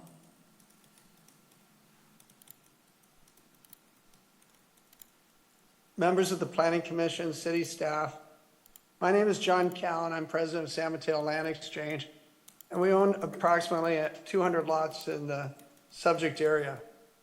We're very concerned about this trail's impact on the developability of our 180 lots in the project site, the old Wavecrest area. You may remember at great length, the city approved its LCP, which provided for modest residential development, commercial development, within a portion of the Wavecrest property, the former Wavecrest property. Development was approved. In fact, that development makes sense given our state's current housing crisis. However, as far as this trail goes, we're concerned because it puts access at an issue in a couple of different ways. Some of our properties are being encircled by this new trail and these loops that old Mayor Ferrara was speaking about. Specifically, we own properties along Rose Avenue, which will no longer be accessible because we'd have to cross the trail to get to them. We also have properties between the proposed trail and Ravine number 9, what we're now calling Ravine number 9. Furthermore, we have properties west of the trail along Beach and Pacific Avenue. We will not have access to our properties once this trail goes through. And there's a second concern that's maybe more pressing. If Park Avenue now becomes the trail, that was the old county road, the main county road where the trunk line is. Well, they're now providing that Park Avenue is going to become a trail. Well, that would push the development over to Bay Street. But Bay Street crosses wetland areas. How will we obtain access for development to our properties, which the city has condoned, if we would have to go across wetlands? The alignment should have remained in the right-of-ways. Instead, here it's meandering through private land ownerships included by the CLT. Finally, I just want to make a couple of quick comments about the community outreach. Well, we saw a lot of community outreach to various Sierra Club offshoots and the Green Foothills people and to those, but not to the property owners. You know, I think a postcard is not sufficient to give notice of a project of this magnitude to the hundreds of people that own properties out there. And remember, the city has made promises to those who wish to develop their lands, and they've backed up those promises in the LCP. We have a development agreement with the city, and we expect that agreement will be honored by the city as we will honor it. Thank you very much for this opportunity, and we look forward to redeveloping this trail with the city and coming up with a conceptual alignment that works for all of us. Thank you. Hillary Stamper?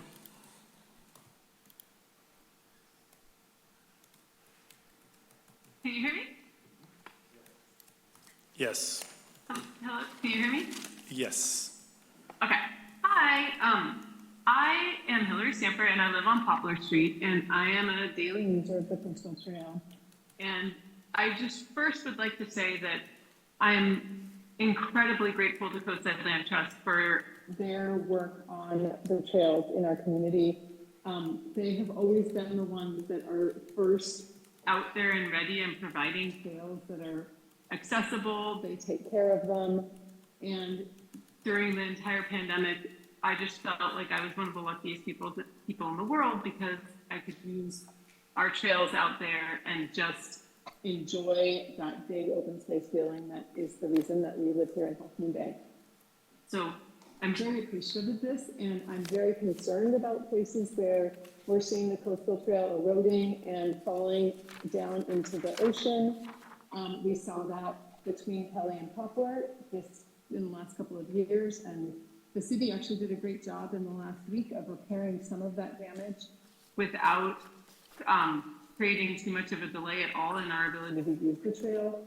But it's a really important thing to be staying on top of because all of us love these trails and all of us want to keep using them on a daily, like so many of us on a daily basis. So I don't want to lose sight of the fact that this work is so incredibly important, and it's been a really long time in the works to make this happen. And if we lose the trail because of erosion, it will just become increasingly hard to have our places that we love to run and walk.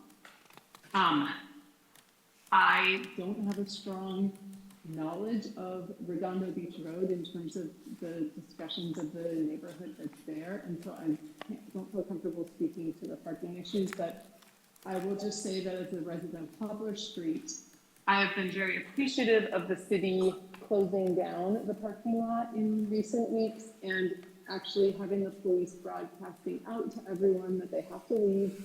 And I've been down there at Sunset almost 4 times a week in the last month and really seen that that's improved the conditions. So I think my message to the community and also to the Planning Commission is we need to keep asking for this type of service, that we need the police to be down there clearing out our beaches. We need to continue to hire people to clean them up on a regular basis. Don't let the garbage pile up.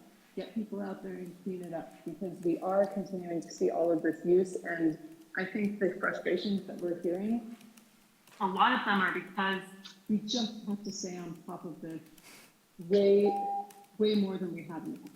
So thank you, and I really appreciate all the work that's been done. Thank you. Ross B.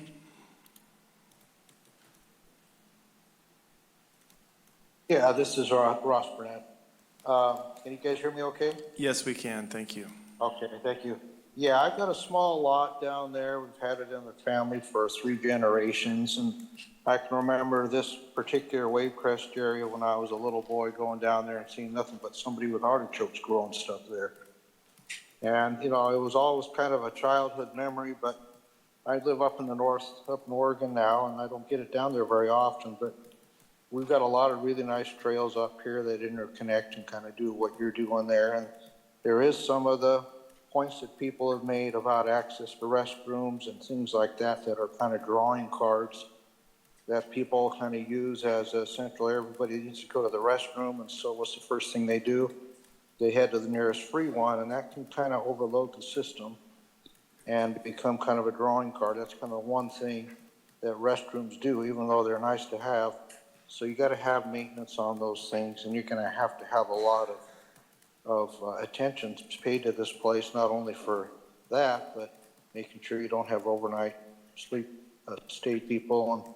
And I know the gate used to be locked a million years ago. I haven't been down there in a while, so I'm not sure. But I don't think that's the gate locked or unlocked thing. That's kind of a complicated thing.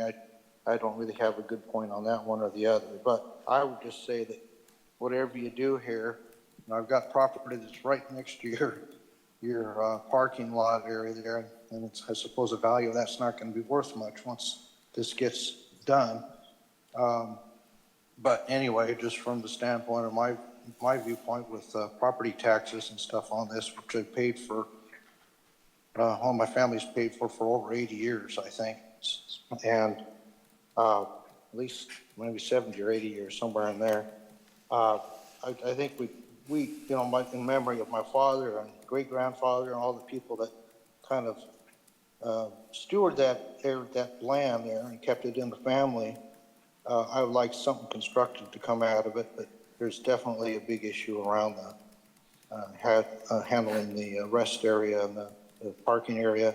That's definitely going to be something that's going to be tough to manage, and you'll have to put resources and security on that for sure, and it's got to be like every day. But I'm a natural guy, and I really like a lot of trails and have a lot of them up here in the Oregon area, and really enjoy those long trails. And so it'll help the land use, and maybe it'll work into helping the property values down the road. I don't know, but. Thank you, Ross. Julie Spagnolo? Hi, can you hear me okay? Yes, we can. Thank you. I live off of Redondo Beach Road in the Carnoustie subdivision. I do want to preface this by saying I do appreciate CLT's work, and I've been a longtime supporter. I will say, though, there are some, missing pieces of information, as what's been mentioned on this particular project. The number of parking spots is, has been brought up consistently. The 75, I would just recommend that is revisited because, again, I walk that road every day, and on a 4th of July and a Saturday, you'll never see more than 50 cars. You won't even see that many. So 75, I think, is just very far off the mark. And then one thing I would request to be added to the information package is what kind of lighting is going to be proposed. Are there going to be lights in the parking lot? Will it be closed at dusk every night? I think that's critical for anyone in that area to be aware of. And then the gates, as mentioned. I know at one point the proposal was there would be a gate moved past the initial parking lot. So I'm really curious to see if that is still on the works, or if that's going to be the original gate, which is, farther east of where the parking lot is. And again, that's a critical point. I don't know if it's planned on allowing access after dark or not, but I think the sheriff would need to be a part of any plan to commit to patrolling that area. Otherwise, as been mentioned many times, there will be, probably damage done to the facilities. I would hate to see CLT spend a lot of money on a wonderful facility and people will just, damage it if they're allowed to. So it really needs to be police. There needs to be a commitment there as well. So that is just what I wanted to comment on. Thank you. Kristen Joyce?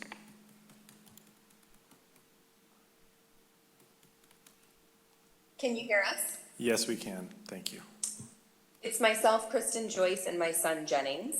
I myself live on Redondo Beach Road in the Ocean Colony neighborhood, and all of my neighbors have made really good points about the safety of Redondo Beach Road. We all use it regularly, and I would beg that while I love what Coastside Land Trust is doing to take care of the trails, I would beg of all of you to take a look at Redondo Beach Road and the safety concerns that we have. They've all been mentioned. I'm not going to repeat them, but as a frequent user with myself and my son and our dog, I beg for you guys to take a look at that. My son Jennings has something to say as well. Hello. I just have a small statement to make. I walk on Redondo Beach Road and I've seen the trail, and I would like to say that owls live in the trees and that if you cut them down, you will be destroying their homes. I listen to the owls at night and it would be very disheartening to have their homes gone. Thank you for your time. Thank you. Are there any other comments from members of the public gathered here? I don't see anybody else online, so I am going to close public comment. And I'm going to bring it back to the Planning Commission for clarifying questions. And at some point, we may open it up. We may come back to city staff and to the applicant for feedback, but I'll start with the Planning Commission with clarifying questions.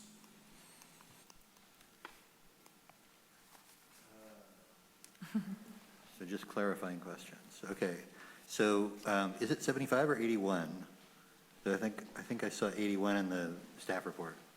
So I know everybody was saying 75, but just for clarity. The project calls, the document I saw calls for approximately 72 parking spots and 2 horse trailer parking spots. I saw 81 Yes, I think and that's 4. correct, what's indicated in the plans. So I'll go back and look at the 81.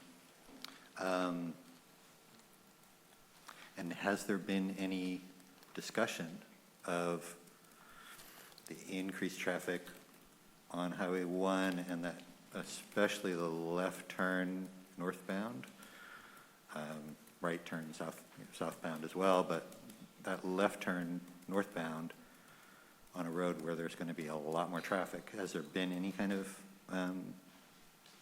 study or look at that? That's my question. So the draft initial study mitigated negative declaration was circulated to the state clearinghouse. So automatically the environmental document gets circulated to Caltrans, and no comments were sent to the city in regard to any traffic concerns entering Highway 1. So you don't have any traffic concerns? You don't None. think there's not going to be any new traffic? Not with the volumes that are included in. So no new traffic and no new traffic on the weekends? Not substantially beyond what currently exists on a Okay. busy weekend. All right. So. Commissioner Gossett. Thank you. I was going to ask the same question that Gorn asked. I'm sorry, Commissioner Gorn. What's being done to ensure that folks driving to the parking lot from Highway 1 can get in and out of Redondo Beach Road safely?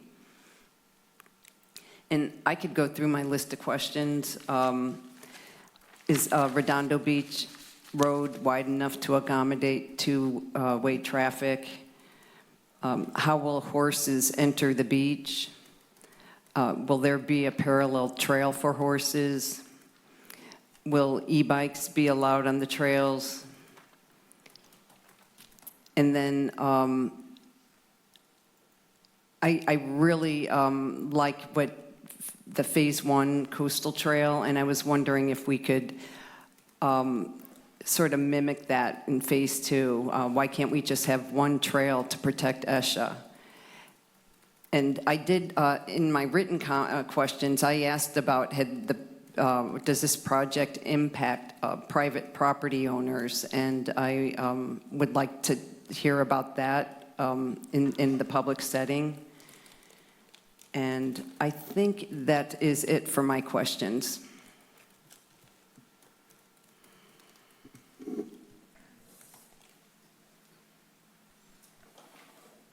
I'll let city staff take a moment. Jill, do you want to start? Sure, I'm just going to pitch balls over to Scott. Scott, I've been trying to copy all these up. Go ahead. If I could mention, we did receive some correspondence earlier in the day, and we transmitted a memorandum to the commission with the email correspondence with answers to several questions that came up. But maybe I'll start off with the additional question and some answers to the additional questions that Commissioner Gossett posed. And for one, the e-bike question, I think that would probably be best answered by the applicant. And, I think they probably have some thoughts on, how to evaluate e-bikes on, the proposed trail. My guess is that enforceability of any concerns would be challenging for them. But again, I think I'd like to defer to the applicant on that question. And then, if you don't mind repeating the other questions that you mentioned. So. Of course. Okay, how wide is Redondo Road? Yes, so as one of our commenters mentioned, it does vary in width. At times, you know, you need to pull over and allow for oncoming traffic to go around, which may have a traffic calming effect in itself, the narrowing of portions, and you know, something to consider.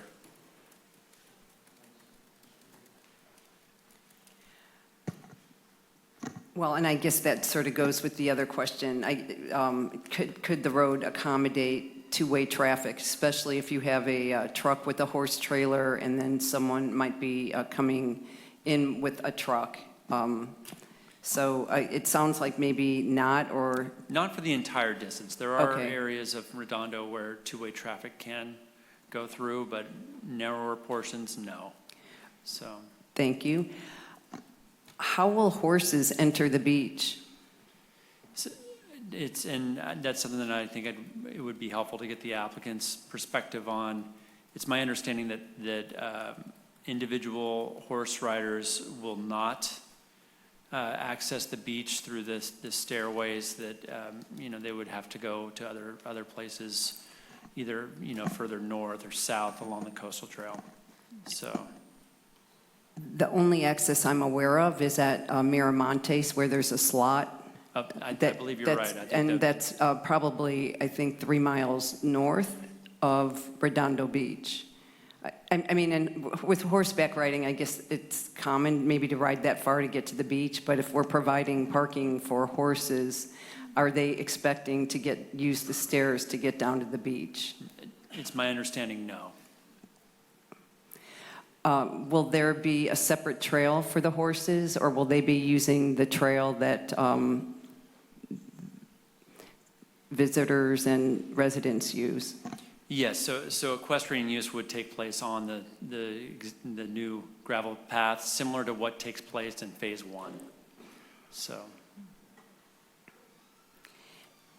And then my last question is, why can't we have just one trail to protect the sensitive areas, sensitive habitat areas? You know, and that's another one I think it would make sense to defer to the applicant on, that they may have a better sense of the reasoning for the circular trails and maybe options, so. And if you don't mind, there are a few things that I wouldn't mind touching upon on comments that came up.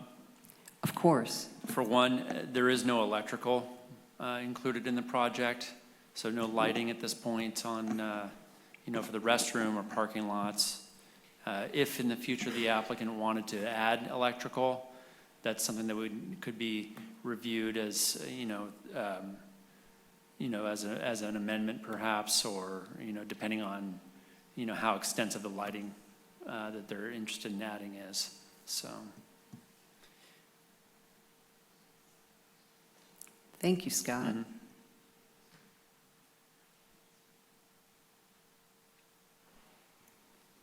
That's it for my questions. All righty, I got a few questions. Working backwards, you have bathrooms. You have no lighting for the bathrooms. Who is going to lock the bathrooms at night? Is there a plan around this? Yes, that would be the responsibility of the applicant. So. Okay, very good.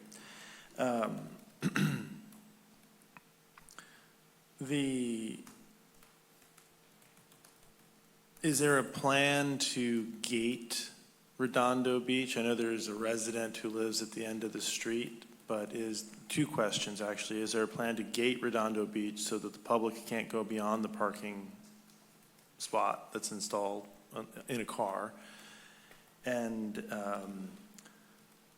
the second question around that is,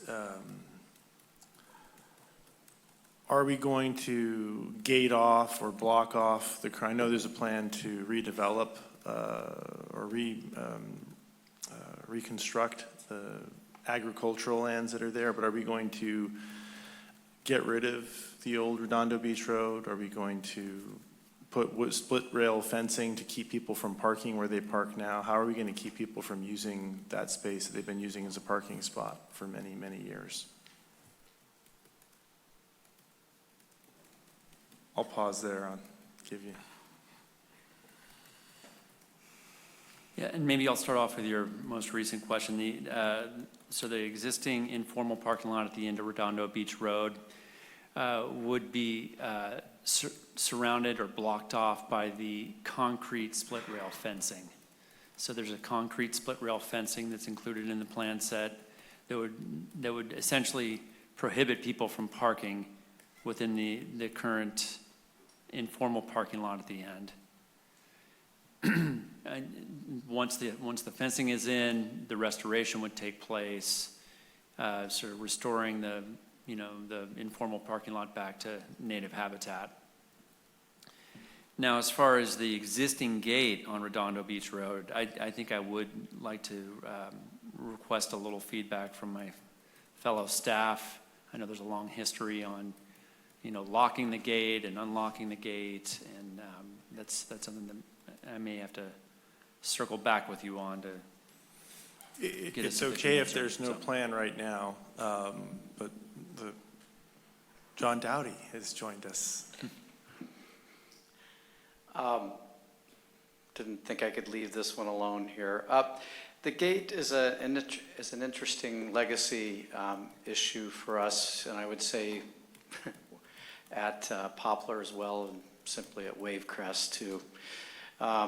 This one has become problematic in the context of public access to the beach and to the coastal areas that the Coastal Commission has been demanding as part of the Coastal Act. So we've also had challenges and issues with regard to who locks, who maintains it, who deals with it. I think the broader piece of this is that there have been many conversations with CLT on the objective of ultimately gating Redondo just at or past the point where the restrooms and the parking lot is, basically closing that off to access back down toward the parking lot, providing for singular access for the existing home and residents there. That's one scenario that has been discussed, and that's one scenario that has been suggested to address this question of what happens down at the end with this. And that would in part either require the maintenance of public easements for pedestrian and bicycle access down to the trail point that heads also south toward the Ritz-Carlton, and then also any utilities or anything that go in there. So that's a piece of the puzzle that needs to be ultimately addressed down the road, but this is not one that we can answer absolute tonight, but that is one of the concepts that has been floated. Thank you.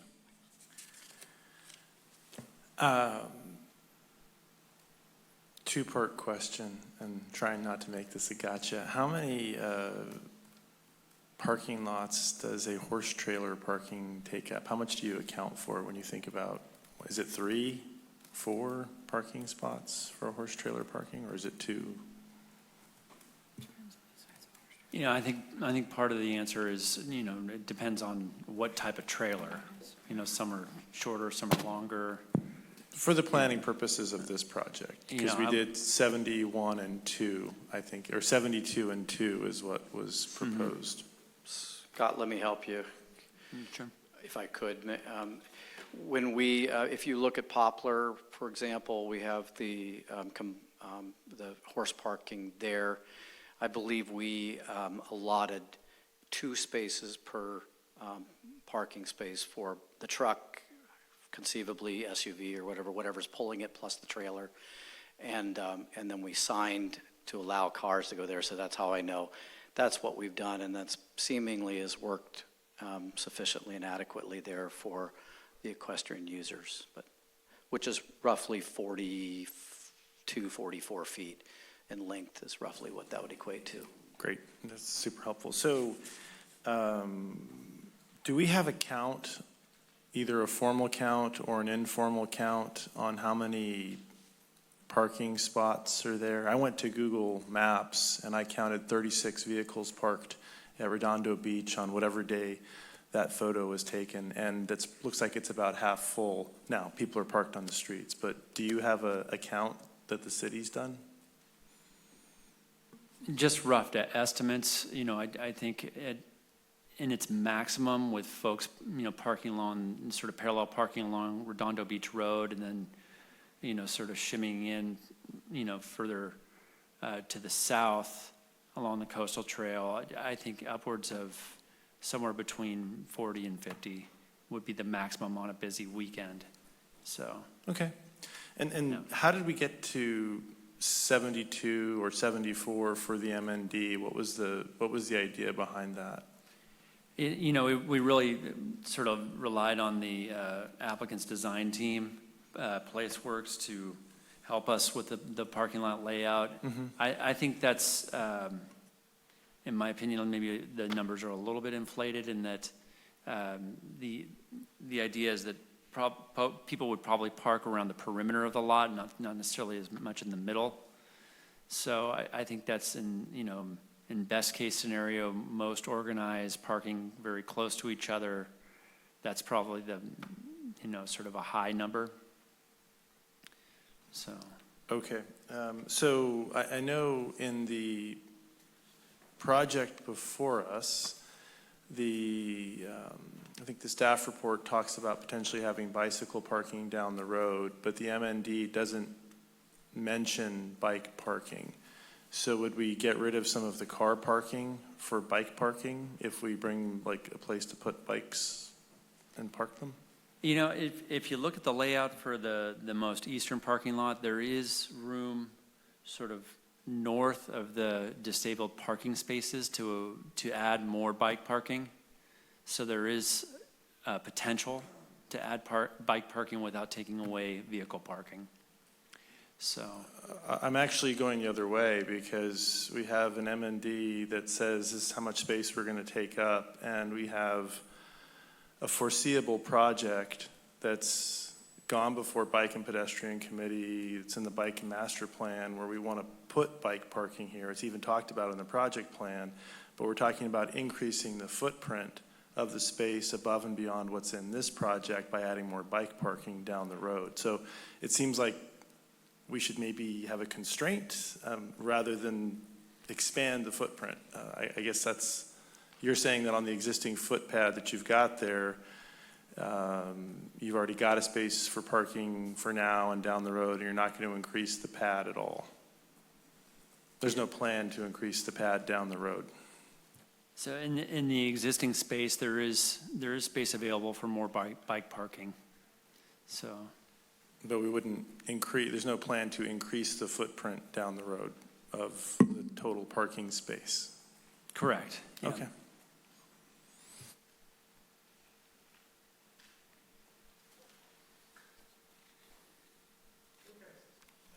I actually would like to ask Jill if she wants to come back with anything. Otherwise, I'll bring it back to the applicant because I'd like to give them a chance to talk about some of the issues. Through the chair? Raised. Oh, yes, please. So it's a clarifying question. Oh, yes, please.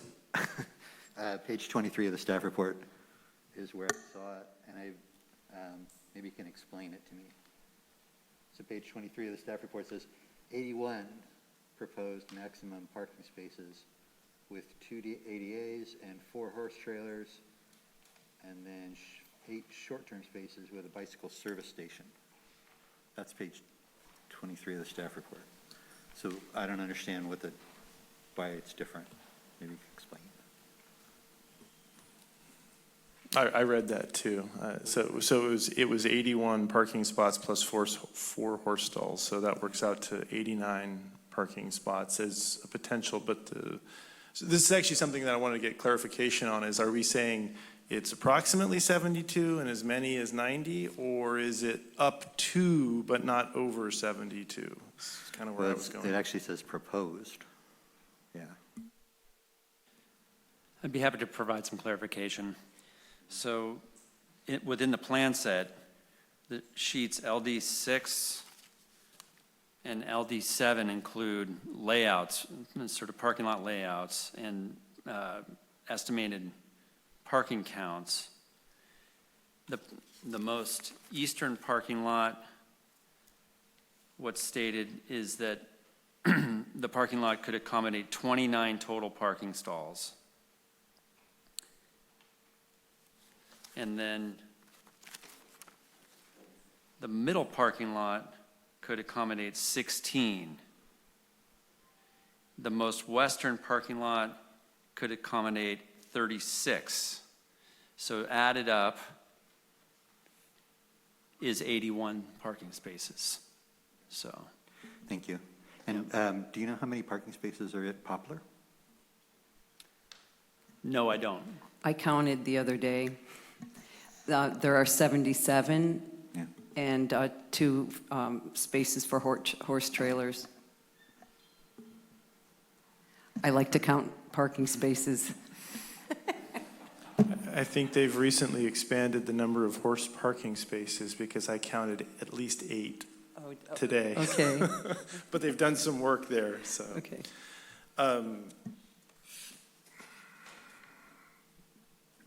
I did have one other clarifying question. So earlier today, I drove down Redondo Beach Road, and I was in a hurry because my daughter was driving, and I wanted to get out of the car as fast as possible.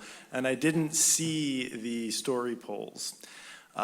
So then I was told by city staff they were in fact up there. So I went back to Redondo Beach Road and walked over to one of my favorite places in Half Moon Bay and found where the story poles are. And it occurs to me, looking at the drawings and thinking about my experience, that bathroom is really far away from both the street and the beach. Why is it there versus being closer to the beach and closer to the street?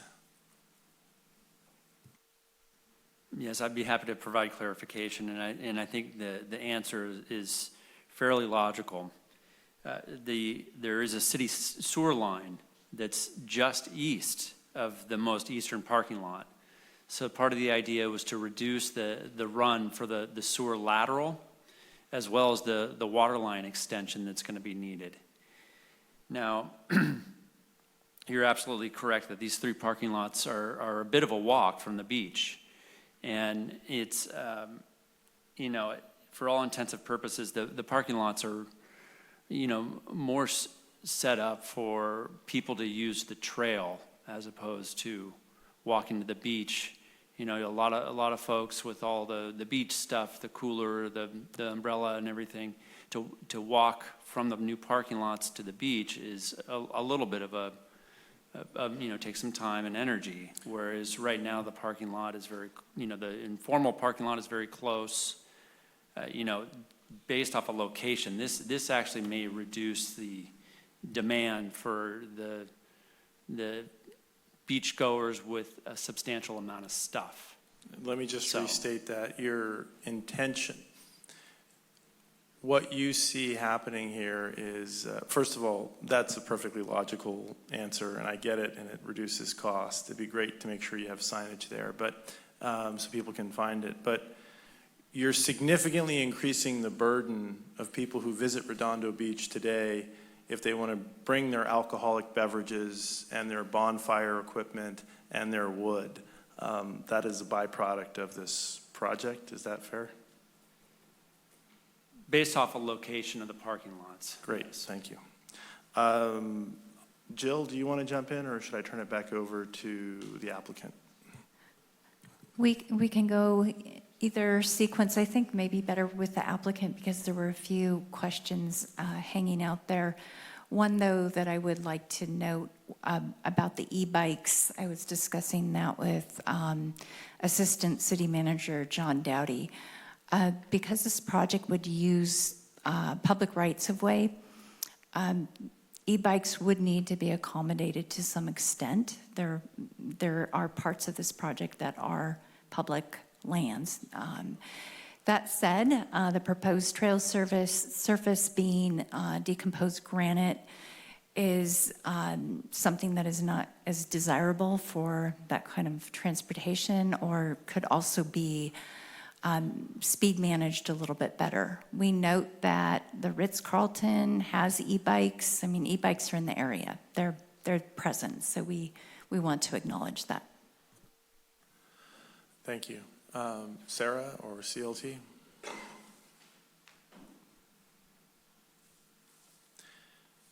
Thank you. I'm going to go ahead and try to answer. Took some notes about different questions, and then if we need further clarification, we can bring in some of the rest of the other team members. So couple things that I want to just remind folks is that I think John Dowdy was speaking to this issue, that because of the public access requirements in the Coastal Act, regardless of this project or not, we cannot, the Coastside Land Trust, that property at the end where the people have park right now, we can't close it off for parking. Like we can't close, like it has to be open for public access. That's why the city can't lock that gate or close that gate off. We would love nothing more than to close that off. The way that we get there is providing parking, alternate parking. We tried to, our intent was to provide equivalent parking in, that's what they are expecting, they being the Coastal Commission. So I want to make it clear that without, if we don't do anything, we just have what's out there right now, which we've heard from residents is a big mess. Not while it may be an issue as to how much parking, the reality is that we cannot close it off without providing the alternate equivalent parking out there. And we can, the details about how much that is, I hear you. I will point out that I looked at that Google image that's available right now, the Google Maps, and it's 30 cars parked in the area, and it is about, I would say, 2/5, maybe half full. So it's not obscene what we're proposing. We're not, so I want to point out that our intent is that, and that's what we're trying to achieve because we have to. So we want to restore that area and make this much better. Just to restate that. You can't restore the area and prevent the erosion unless you can figure out a way to move the parking somewhere else. Yep. So that's the public access requirements in the Coastal Act. So yeah. Does it have to be 81 parking spots?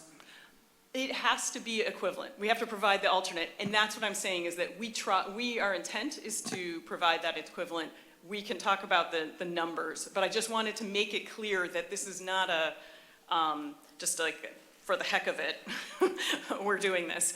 It's integral to being able to better manage access out there, restore that area, stop people, that there will be the fencing with concrete posts, and it's very much going to keep people out of there, but we have to provide the alternate parking. So I did want to, I took some notes on some additional comments or clarifying questions. So I did want to be clear that we are not providing access to the beach here, and that the horses actually won't be, their travel path is, there's actually a shoulder along, it's the same as the existing trail on our 50 acres to the north, where there's a shoulder where horses can go.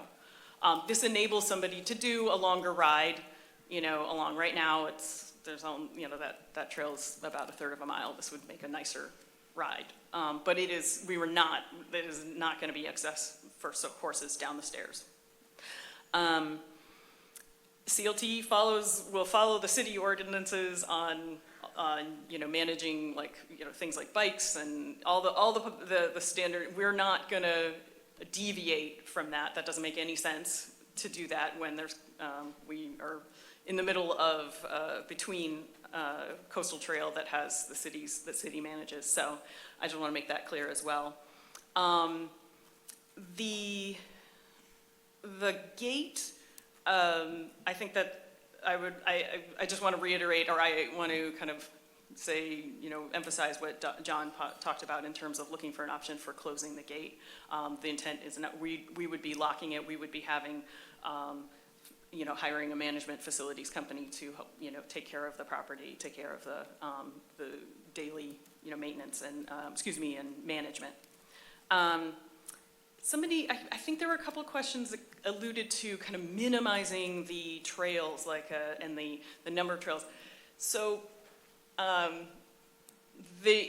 while it would be wonderful to just have one trail, the reality is that people go where they want to go, and they want to get near the bluff edge. And so if you don't provide them with a loop to get to the bluff edge every once in a while, they just do it anyways. So, in an ideal world, people would be okay with just staying on an more inland, path, but that's not the reality of how people use our open spaces. We see it everywhere.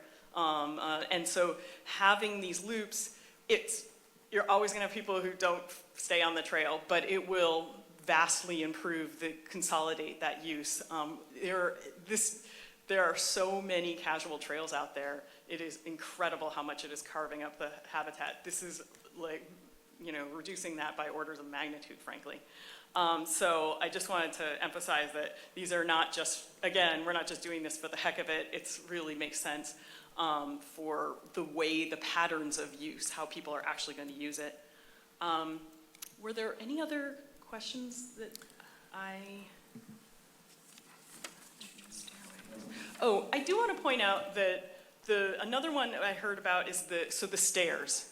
So the Coastal Commission is very eager to see access down to the beach. That is actually one of the reasons that we went to try to get acquire that property in the Ravine area, because they were emphatic that they wanted to see that. There's fine money that's for coastal access that is supposed to be applied to beach access in this area, in Redondo. So they want to see that, and so we are trying to meet that. And when we talked with members of the public, and they talked about, well, if you make a trail to both sides of this ravine, which is, the coastal trail on the north side, it goes near the ravine, people are going to scramble down if you don't provide stairs. So the reality is that, if we don't put in the stairs, people are just going to keep going down, keep making more new paths, because it gets dangerous, and it's going to erode even faster. And there is some great habitat there. I don't know if you saw all the blooming native species, but there's some great habitat that's just getting, again, carved up by the casual use. So I think that it may seem like a lot to have stairs, but the reality is that people are, again, they're going to go down to the beach any which way they can. So, anything else? If we get to a point where the legal determination is there's actually 50 parking spots, for example, and we maybe do a study and say it's 50, would you be amenable to maybe doing 50 now and down the road adding 25? Is that something that could work, or are you already locked into doing at least 74 parking spots? Well, one of the interesting things is that there's three lots. So frankly, yeah, we can phase it in, and if it seems, if that's what makes sense. I don't think that applying a study, though, is I think that's absolutely ridiculous. I think to apply that on this project at this point. I think you could say, yeah, we want to see, we don't feel that we don't see that there's that much level of parking. We want to see it reduced. Yeah, and to a certain extent, there's flexibility because of the way that it's organized in those three separate locations.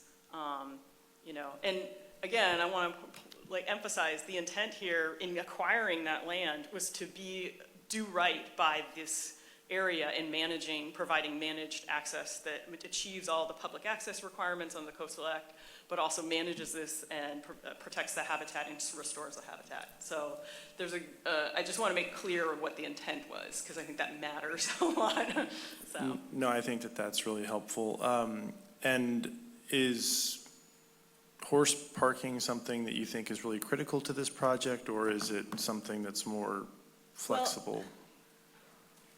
I don't, if there's, do we, I think that it is something that was, I think that it's of interest to, again, probably the Coastal Commission. I think that it is frankly part of kind of the coastal atmosphere, and it's one of the activities that we are going to be enabling on our trail. And so it behooves us to, that was a good pun, to provide a good, provide actual trailer, horse trailer parking. Whether it's, I don't know how many, if you feel like it shouldn't be, I think there were 2 spaces. Well,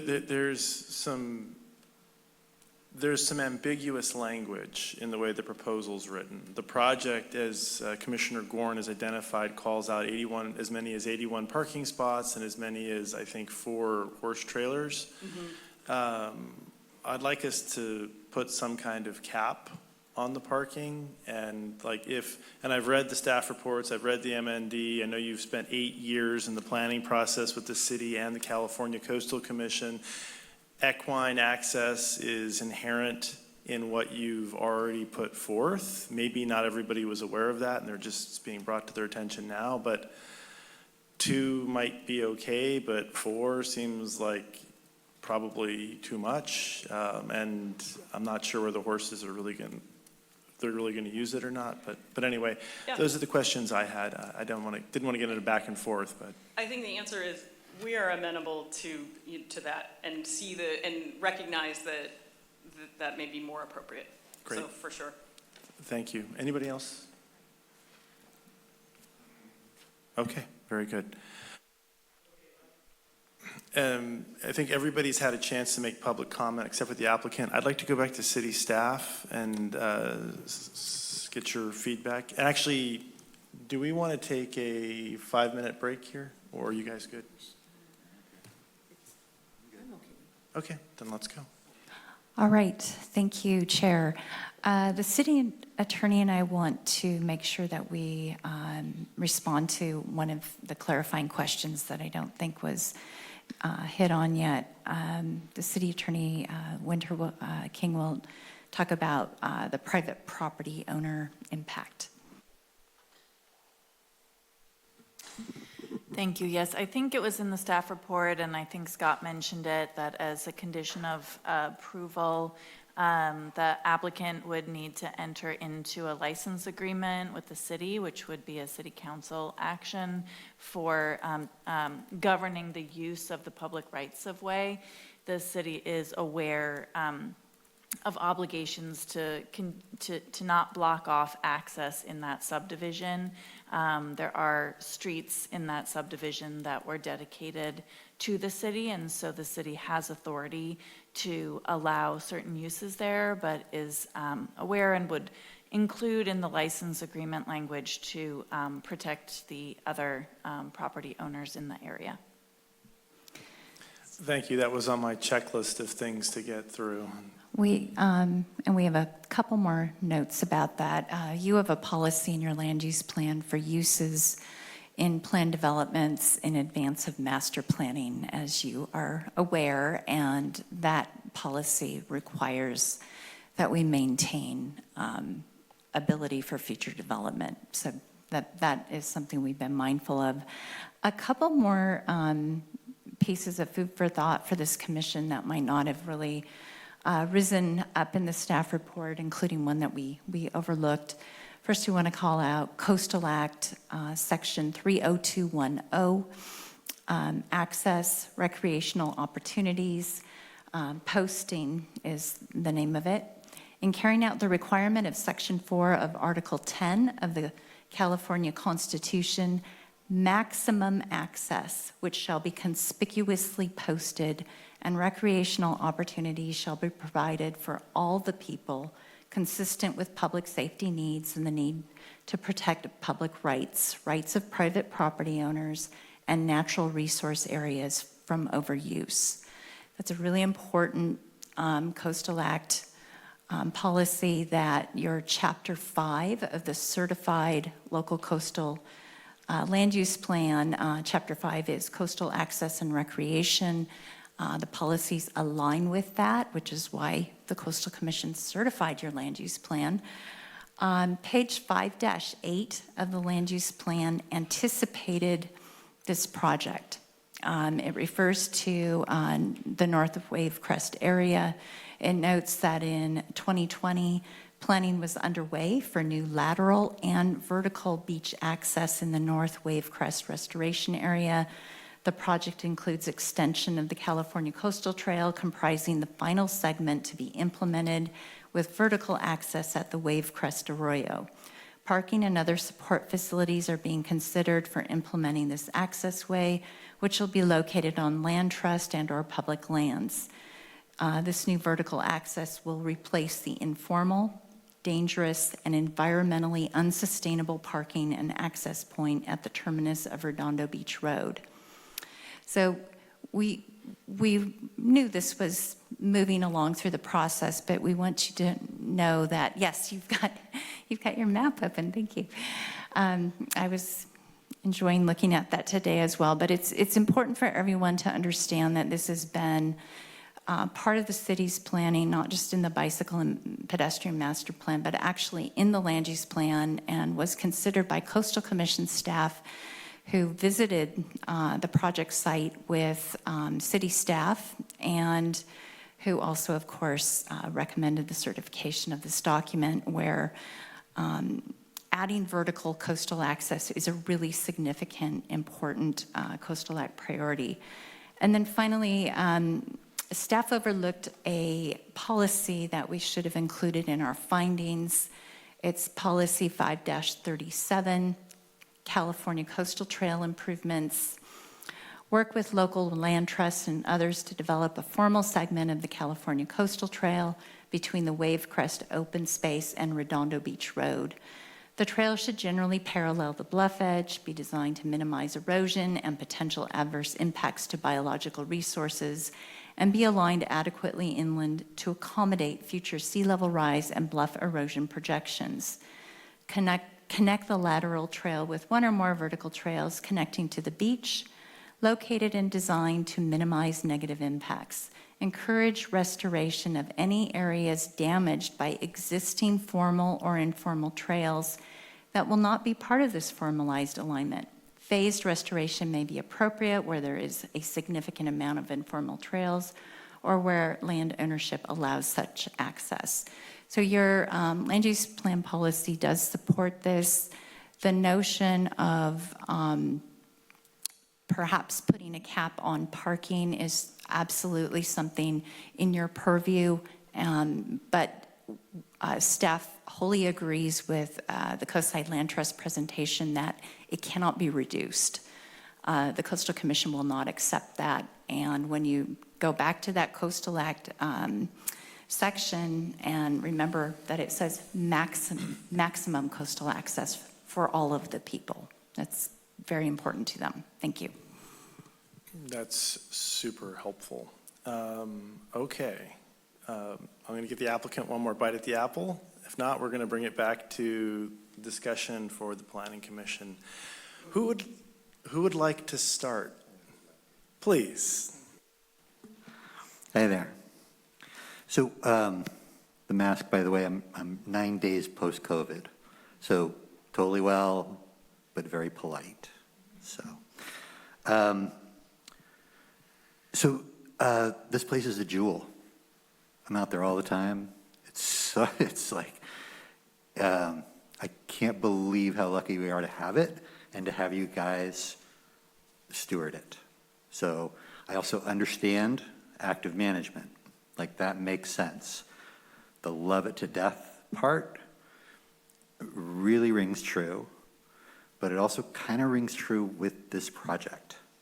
So, you know, when you look at, like, I get how you get there. I've been in those groups, like those little meetings, right, where you're like, it's a slam dunk. We're going to connect the coastal trail. We got to build access to the beach. We got to, you know, kind of clean up the Redondo parking lot. Like, that's all like boom, boom, boom. And then after you get done talking about it, you have 2 different types of fencing and 6 wetland crossings and 2 sets of stairs down to the beach and multiple paths and a restroom and 3 parking lots for 81 cars and 4 horse trailers and bikes and tree removal. And like, I'm looking at the whole thing and thinking, you're loving it to death. It's too much. So I get all the steps that it took to get there. I understand how you get there. But I think the most important one, the obvious one, is there's way too much parking. You're looking at the same amount of parking as Poplar. So Scott had a question about how many trash cans should we have out there? Well, use Poplar as your template because that's the same size, only without a bathroom. So you're looking at another Poplar Beach right there. And so if you're doing that, if you're looking at another Poplar Beach, you also have to look at the things that are problematic at Poplar Beach, which you guys know all too well, which is people go too fast down those roads. There's too many people on those roads. On the weekends, it's crazy. On the weekend nights, it's crazy. It just is it's a mess all the time. I got at my school, my kids are down there. I have 2 kids at Seacrest who are they've now been down there 3 times so far doing beach cleanups. And there's another one coming up. They're down there all the time. And so when you look at that same level of increase in access, that same level of increase in cars and people and garbage and everything else, you have to look at the access to it. And the access to it is that stupid road, which is a 1-lane road that goes up and down and up and down, and it's long, and at the end of that road, if you're going out to the highway, you have to get onto that highway. And getting onto that highway when there's a lot more traffic, a lot more people, is a problem. And getting to Redondo Beach, making that left turn lane from the northbound, is going to be a problem. And if you want to tell me there's no more increased traffic, I tell you that's not true. It's not possible. And I know that right now, there's this sort of, the dynamic is that there's people there during the day, mostly hikers, people looking out over the ocean or whatever. But when you put in the parking, and you put in the restroom, and you put in the stairs down to the beach, it's going to be packed on the weekends all the time. And on the weekends, people are going to be making that left turn from the northbound lane where there is no way to make that turn. And so, you have the same problem that you have at Cameron's. So I just think that those things have to be considered, and that the one way to get around it, if you're trying to get around it, is you have to reduce the parking. So I understand this equivalence thing. I don't see that many cars there, personally. 30, okay. Maybe 30. Lately, it's been a lot less, because I can tell you no one can park there anymore. I've tried to park out there. So, but anyway, if you're looking at equivalency, then I would look at that equivalency and not some big or twice as much, 3 times as much number. And that's the only way that I could see getting around dealing with the road and dealing with the highway access and dealing with the problems on the weekends and at night. That's the only way I see it. I don't really see it as you can phase in more later or whatever. Maybe you come back to do that, but I would say that would be my number one thing. You just got to scale back how much parking there is. So there's just it's just way too much. You can't, it's Poplar. Great. So. Anything else? No, that's it. Commissioner Gossett? I would like to say I like the public outreach activities that CLT undertook. I like the basic step design, which allows for easy repair, and that the Coastside Land Trust is committed to maintaining the stairways over time. I like that the trails are going to be improved, and I love the North Trail. I use that, and so I understand the benefit of having a new trail. I really like that the parking along the edge of the bluff will be closed. I was there Sunday night, and I mean, visitors were parked up to the very edge. I was there on my bike trying to, I couldn't believe that they were coming that close to the edge of the bluff. And so I really, really like that that is going to be closed to protect that area from erosion, and it's going to be restored. I'm not sure that it's safe to say that there will not be increased traffic. This beach is beautiful, and it will become very popular once access is provided. I'm very concerned about the public safety for folks driving to and from the parking lot from Highway 1 from both directions. Creation of 81 parking spots is similar to what we have at Poplar Beach, which they have 77, and on the weekends, Poplar Beach is very, very busy, and I know there's a project in place to reduce the speed and to make it safer for the residents that live on that street. So I am concerned about the safety of the residents living on Redondo Beach. And basically, those are my comments. I agreed with everything that Commissioner Gorn said. Thank you. Okay. First of all, I know some people took issue with how much outreach has happened. This is probably the most attended Planning Commission meeting I've had in 3 years, so may not have been perfect, but word has gotten out, and I'm glad you're all here, and I've definitely heard your feedback. There's 3 issues here. There's the project before us, and there are the problems you experience when you live so close to a beach. Some of which is you've got bad behavior that the city could probably do a better job helping to police. 1, by cleaning up after the mess. 2, doing the things that have happened on the street I live on, Poplar, which is a primary beach access and a primary downtown gateway street. The stories are a little exaggerated and a little overblown. There's definitely been some problems. And teenagers who don't live here got excited and used their apps, and lots of people came to the beach and flooded it. The city cracked down. The sheriff's department really did a great job. I think there's a tremendous opportunity for the city and the sheriff's department to work there. That is not the project before us, though. That is something that should be done independently of all this. The second thing is Redondo Beach Road is a hot mess.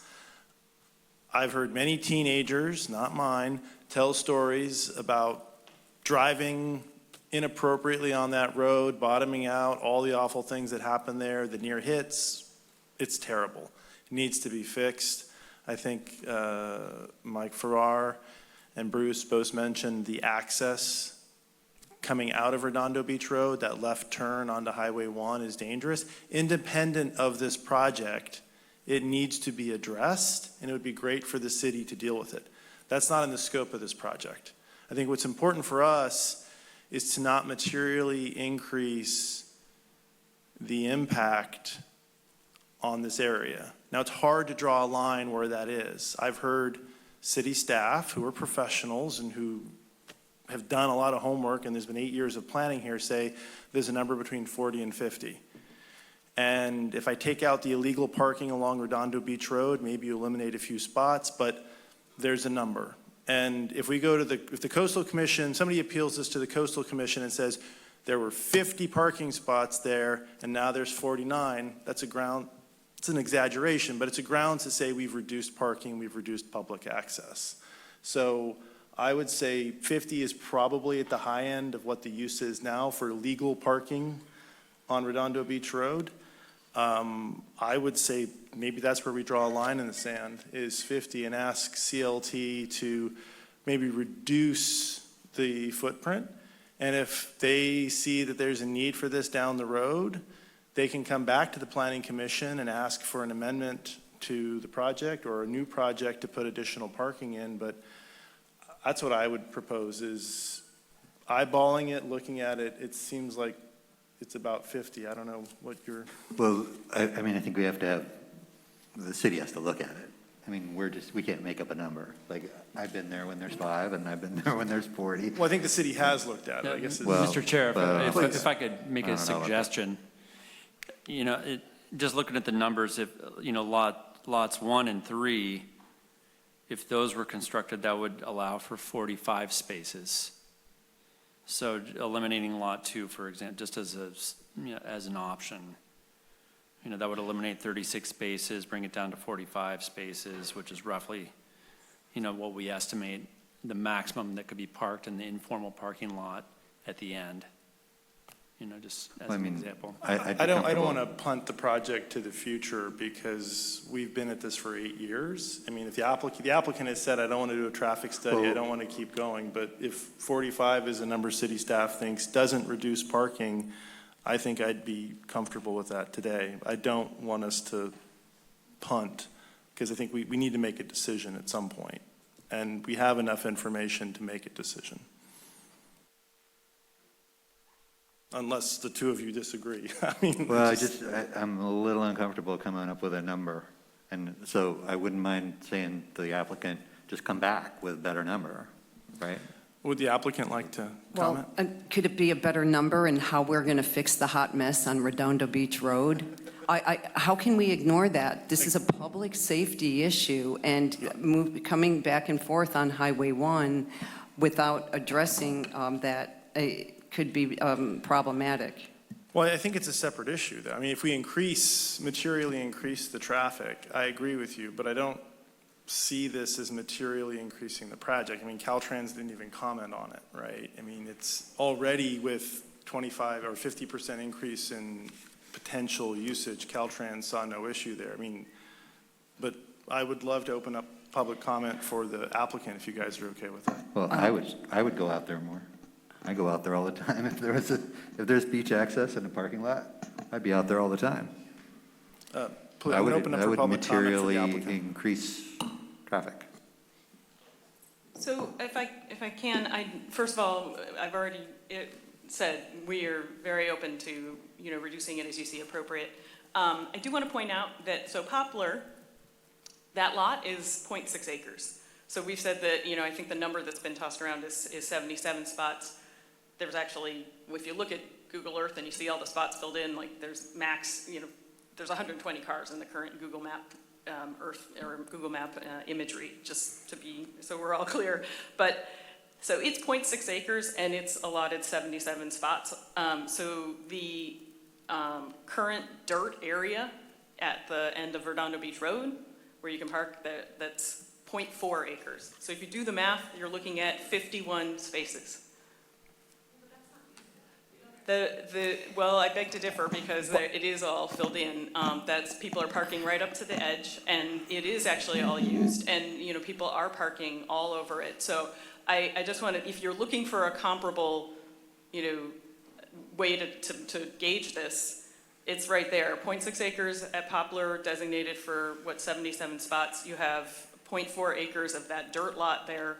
That would equate to 51 spots. But you could, you know, if you want to, you know, give a buffer of an area that you're saying that people wouldn't park, and you're saying to remove the middle or the 36 parking spaces in that one area, that makes sense. That's not significantly different, like a significant reduction in what I can calculate. So I think that's a fair way to kind of, if you're looking at comparing what you're expecting us to provide, to be able to close off the lot at the end of Redondo. Because I think that's an important goal, is to close off the lot at the end of Redondo Beach Road, because otherwise they won't be able to shut it down.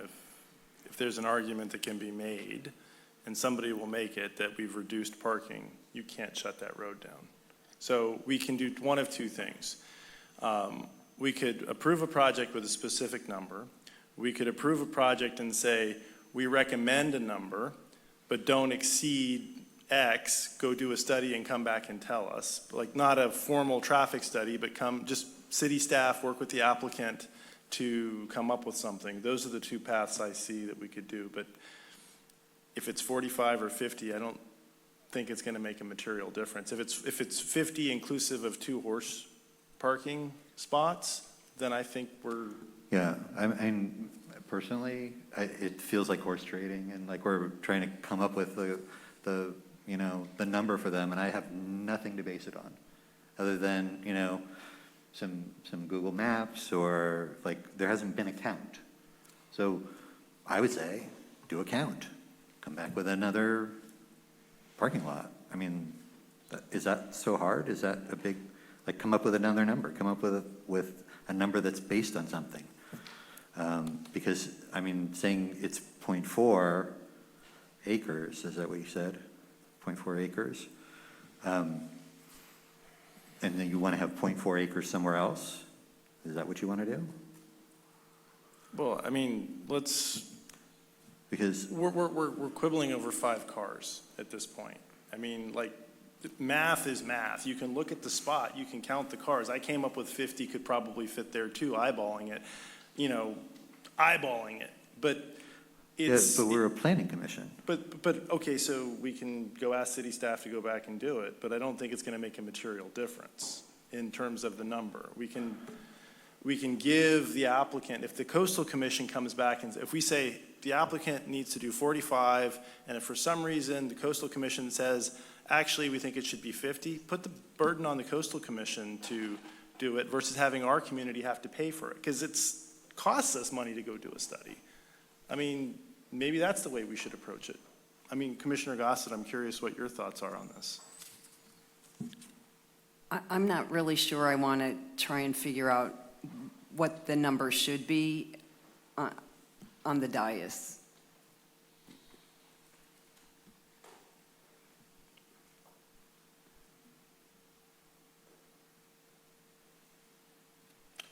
I do agree with reducing it.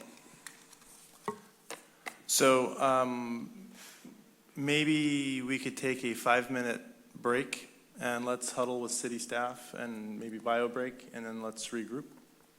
So I'm going to propose we take a 5-minute break here.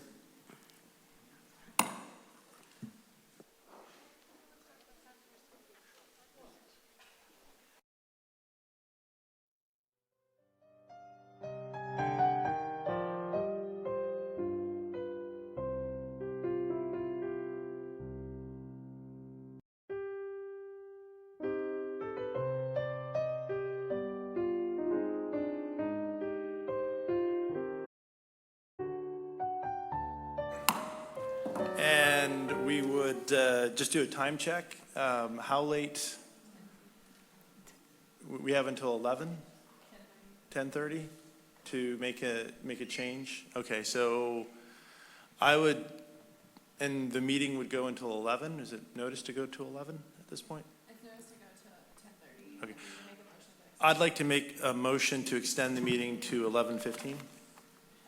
11:15, you said? 11:15. Okay. Worst case scenario. I'll second that. Can I get a vote? Yes, please. Yes. All those in favor? Aye. Aye, okay. Unanimous. We don't have to do roll call. Now you're 'cause all we're present. not on Zoom. All right, so we've extended the meeting to, so carried, 11:15. There's been quite a few questions where people have come up to the dais and asked questions of us, and folks are also approaching city staff. So one of the things I'd like to do, since everybody's here and we don't want to make you come back again, I'd like to open it up for public comment again. So if you're online and you have a question that's different from what you asked before, this is a time for you to, we'll open it up for public comment to express your opinion or ask questions. City staff, and we'll try to capture the questions and make sure we address anything else that comes up. So I am going to open it up for public comment.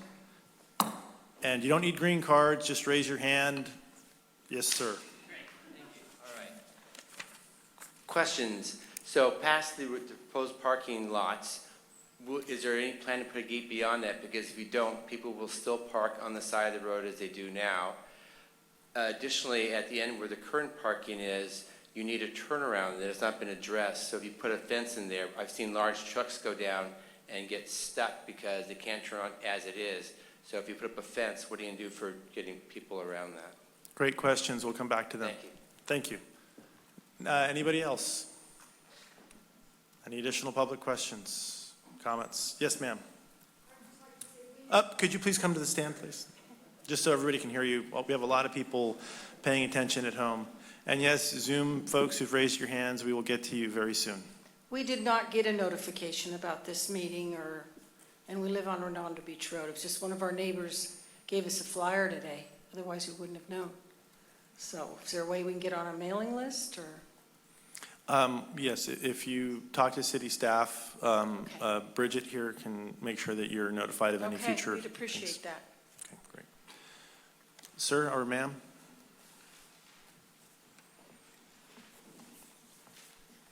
Thank you. I'd like to express my support for narrowing down the parking, as you guys have been talking about. And number two, the question that I have is, right now there isn't a bathroom, and I'm wondering whether we absolutely need one in this project as a part of the idea of projects expanding when they may not need to. And number three, my question is why this lot is free when other lots in the area are not. So those are my questions. I don't see anybody else raising their hands here. We're capturing all these questions. I would like to go to Ross B. Ross, are you there?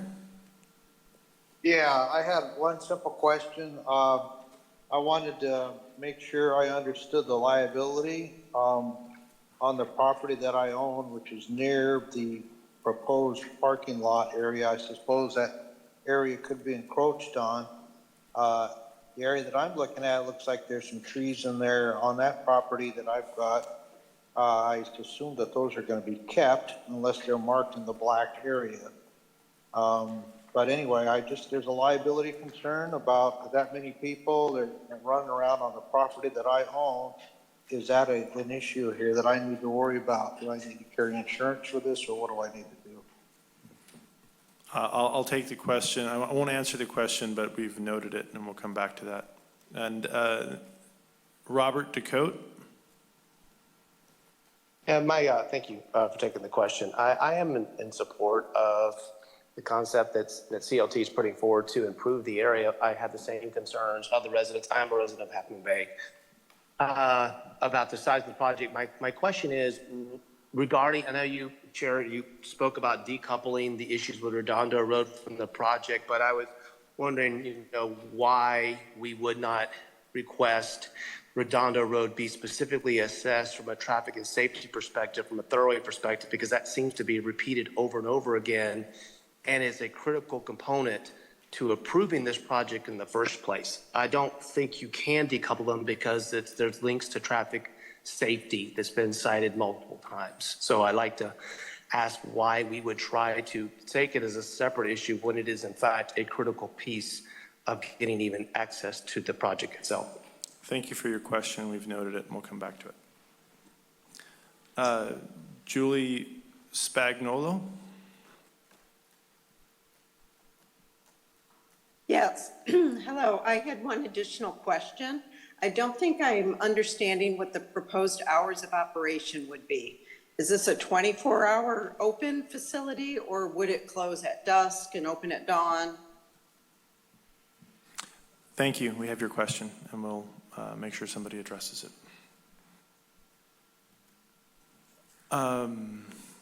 Point of order, city staff, do you want to?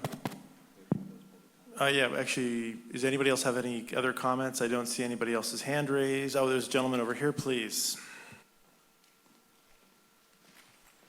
It was along the lines on the decoupling. It seems like if you're building an attraction, that you need to have a safe way to get to it. Thank you. I see no other hands raised for public comment. I'm going to close public comment. I'm going to take it back for city staff and see if we can do an appropriate speed round on these answers to these questions. Maybe I'll start out, and anything that I miss, Jill could probably jump in. Start off with the fee question, or why is this lot free and the other ones are charged?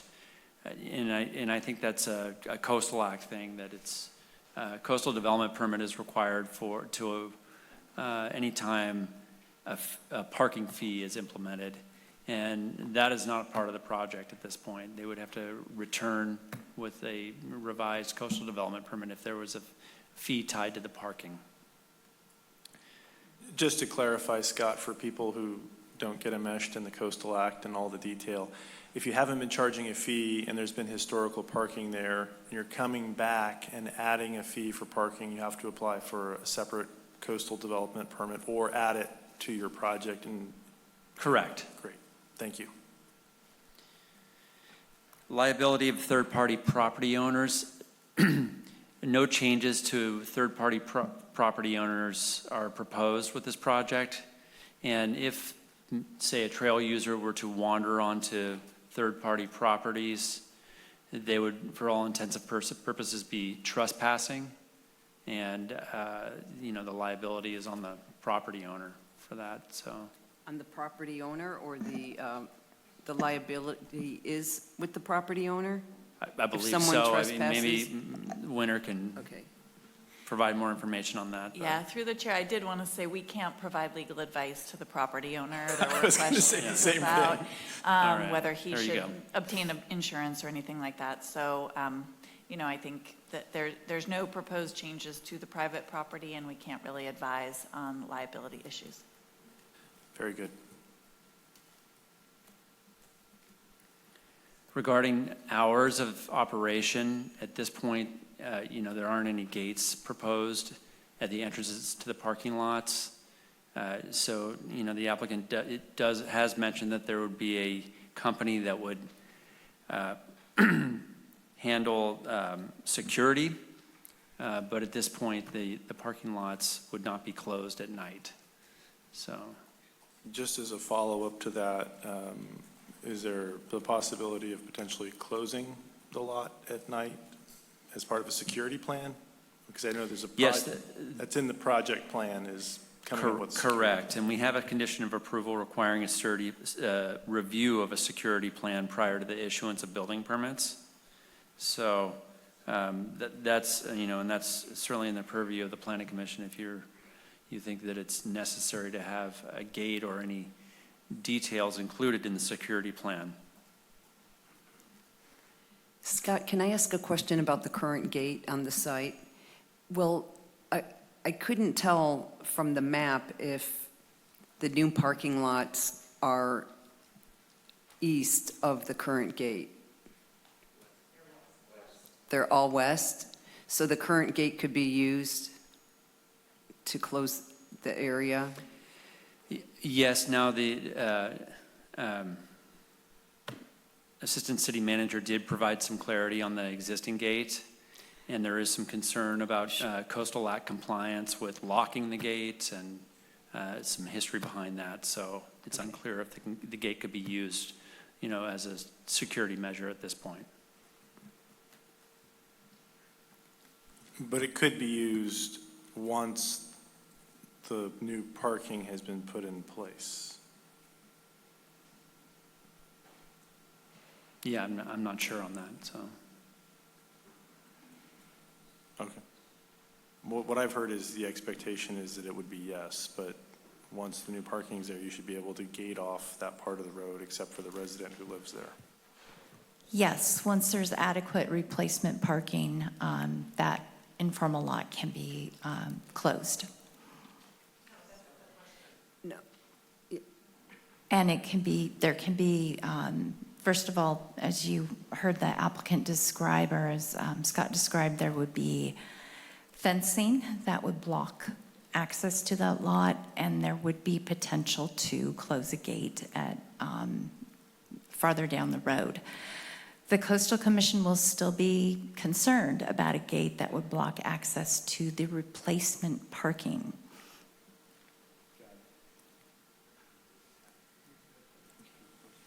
Go for it. So, this may be really obvious, and I shouldn't even say it out loud, but Smith Field is about to be paved. That parking lot is about to be paved. I don't know if that factors into what you guys are doing at all, but not really. Okay. Just thought I'd say it because there's a lot of parking spaces during the day and evening, for that matter. I wanted to ask Winter, sorry, but we're not asking for a CDP. We're not asking for a traffic study. We're not asking for a CDP. Can you explain to me just how we could get around that? Like, is that okay to not ask for a CDP? Because there's an increase in traffic, basically. Are we saying there's no increase in traffic? Is that why we're foregoing a CDP?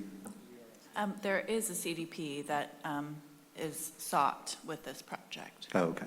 Okay. But I would say that in terms of the impact analysis under CEQA, Yeah. traffic itself is not considered an environmental impact anymore. There was a change in the law, so we don't do level of service studies anymore.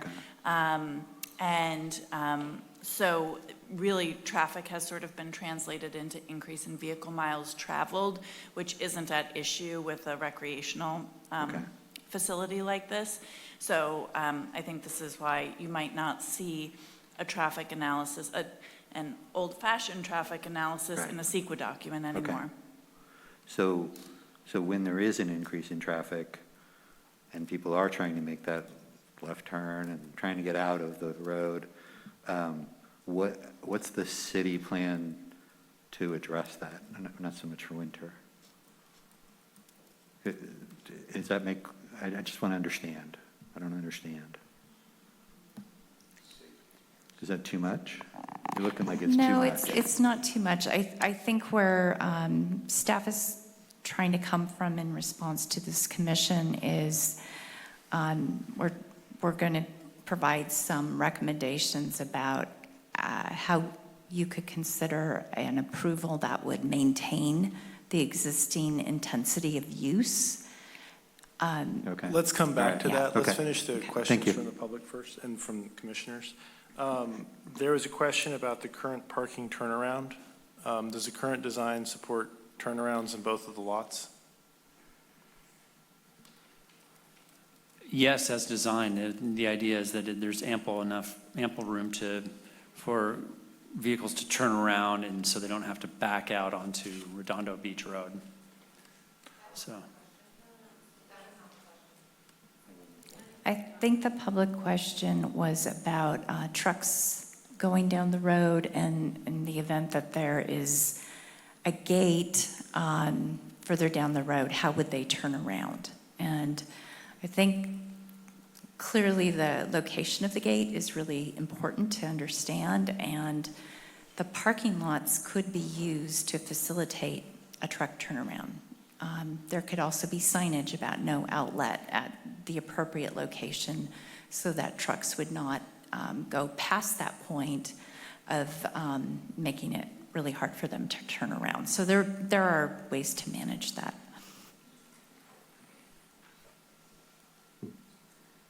Through the chair, there was a question about the bathroom. Why do we need a bathroom? Sure.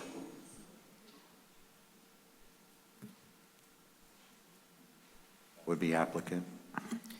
Yeah, I probably would defer this to the applicant to answer. That would be you. I think the applicant can answer, but staff is also really mindful that there are restrooms at most other coastal access locations, and when there aren't restrooms, there are problems. Yeah. And so we strongly recommend an appropriately sized restroom such as being proposed here. Are there any other open questions? Maybe I missed it, but one of the questions was wanted to know, and I want to understand this too because I don't, wanted to know why Redondo Beach Road is decoupled from the project. I don't understand that.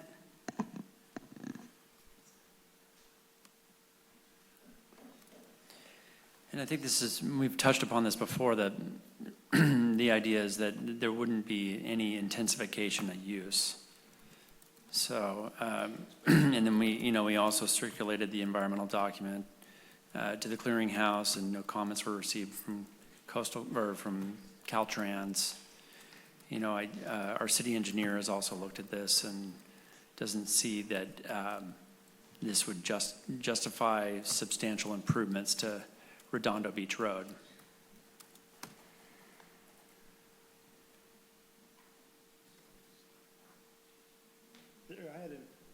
I had a note that I'm not sure if it was answered. It was the very first question about past parking lots. That's all I wrote down, unfortunately. So I know there was a question that was asked as a sidebar over here, which was about, well, you've got this historical parking. If they're trespassing to begin with and they shouldn't have done it, why are you allowing it? And we had a terrific answer, which I will try to provide, which is the Coastal Commission considers that parking that's historically been happening to be something that is a right of Californians in terms of coastal access. And unless there's a posted sign that says no parking, that they're clearly violating, that is occasionally enforced, then it's hard to take away that. I'll call it a right, and but that's my word, not Winter's. Okay, so I think, do you have other questions?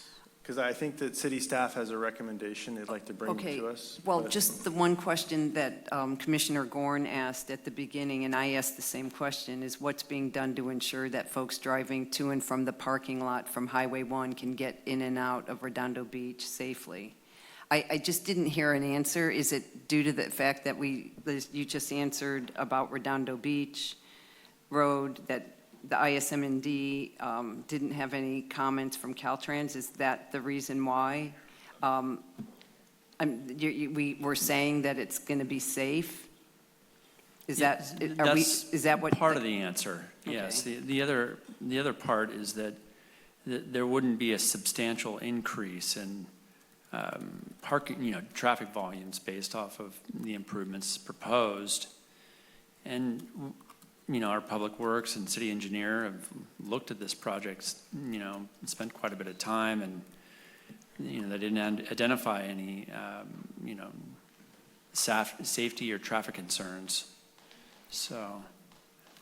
And how do we balance that with public comment? Because we had, I counted 19 people showed up, and we did have a few written comments. So I'm just trying to figure out how you balance that with all the public comment. Of the 19, 3 were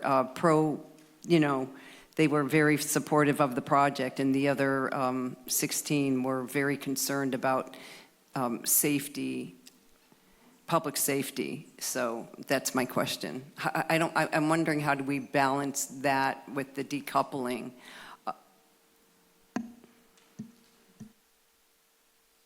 I think, so, again, historically, as a planning commission, we asked the question of, are we creating a material intensification of a project? Are we significantly doing that? We require on city staff, either the city engineer or Caltrans, to weigh in. If we have a project that has roughly the same number of parking spots, I'm gonna say roughly, I'm not saying, but it's historically, it's a separate project. There's already a problem there that I think is outside of our purview.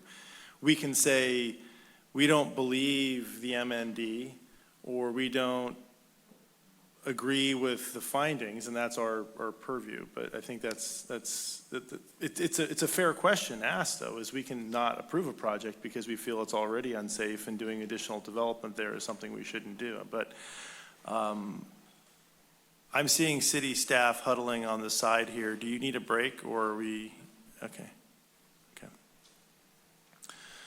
Do you have other questions? Through the chair, Please. Sorry to interrupt you, first of all. But I would say there was a study done that showed that sugar did not affect children, did not make them hyper. And I look at that study and I go, they don't know what they're talking about. And if I hear again, one more time, that there is no increase in traffic when you're building a parking lot and beach access and stairs and a restroom, and there's going to be no increase in beach traffic or traffic, I'm going to scream. Like I don't want to hear it again. So, sorry.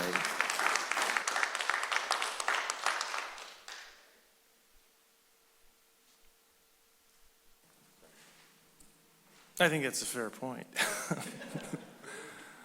But it's also like, you know, we have to make findings based on the facts in front of us. And I do agree with your point of this is part of our job, is to adjudicate, you know, the project and make findings that support or, you know, go against this. But if we don't have findings to support something, we shouldn't, you know, you should obviously vote your conscience. City staff, do you have a recommendation that you'd like to make to us? We do. We think it's appropriate to reduce the parking capacity that's proposed for the replacement parking. You know, the intent for maximizing coastal access certainly makes us eager to have more coastal access, but in this case, based on the input of the community and certainly your discussion, we would hone in more on replacement parking of the informal lot that really needs to get closed. It's time to close that. From that perspective, we're not counting the illegal parking on Redondo Beach Road or the sort of haphazard parking that can happen on kind of the trail segment south of there. We're looking at that lot, and we believe it has capacity between 35 and 45 spaces. The lots 1 and 3, as Scott Phillips mentioned, total about 45. And so what we would suggest doing is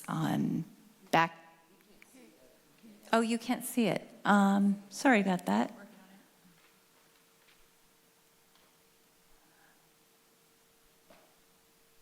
So Scott's going to put up lot, Scott, can you show lot 3 first, and then we'll come back to 1? So on screen right now is lot 3 and 2. And so lot 3 is The one on the left. It's on the left. I think it's the smallest. Yeah, the smaller of the two. Okay. And Scott, how many spots does that one have? 16. Okay. And then we go back to lot 1. Lot 1 has the restroom, and it's got more spaces. We note that there's about 10 spaces. You can see at the top of the graphic.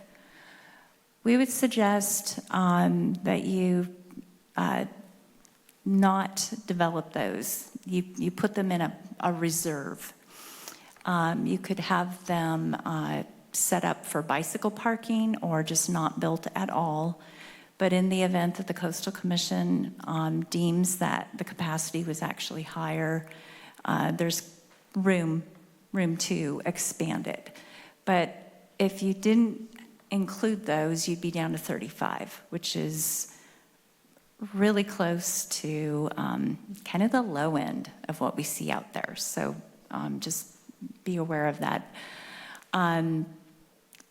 We think that would be fair and defensible for working with our Coastal Commission colleagues, and we can show documents to justify that, and that would be our recommendation for managing the intensity of the use, which we agree with the Planning Commission. That's really the only way to do that with this particular project.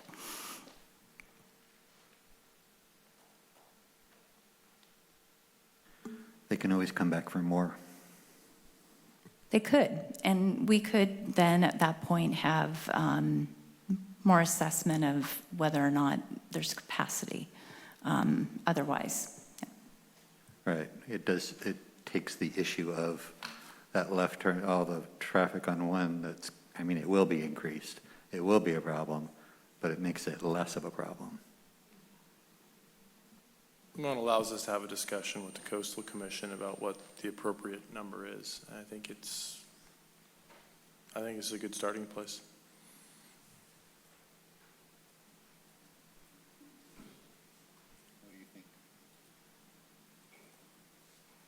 So to be clear, you're talking about reducing it from 81 down to 45? Is that what's being proposed? Actually down to about 35 with 10 spaces. Okay. With room for 10 spaces, what we call a reserve. Okay. But to not develop it, there's different things that CLT could do with that area that would be useful to the public. We think bikes in particular would be helpful. So we're being asked to put together a proposal that amends the available parking to a limit of 35 without further action by the Planning Commission? Or like, what's the proposal that we would, what's the amended language we would need to use for the proposal is my question. The Planning Commission could add a condition of approval limiting the amount of parking spaces to 35 spaces and eliminating Lot 2. Our applicant has a comment. Thank you. I just wanted to, I appreciate, and I think this is a good proposal. I wanted to see if we could be flexible in where we don't develop the parking spaces in the lots because of ADA and other requirements, and just like, and for access and stuff, there are certain requirements. So I just don't want to pen us into something that we then are out of compliance. Also, it just may make more sense to take the spots out of the other lot that's not near the bathrooms. I don't know, but I'm fine with the number. I just wanted to ask for flexibility in that aspect of it. Very good. So if we make it a cap, that's all we're talking about, right? Yep, that's Okay. fine, that's better. Maximum of 35 Yep. parking spots. Okay. Can I get a proposal? Would you like me to do it? I gotta find the, oh, I don't have it in front of me. All right, yes, do you mind? There you Can't go. just say so All right, moved. do you want me huh? to read it? Let me see.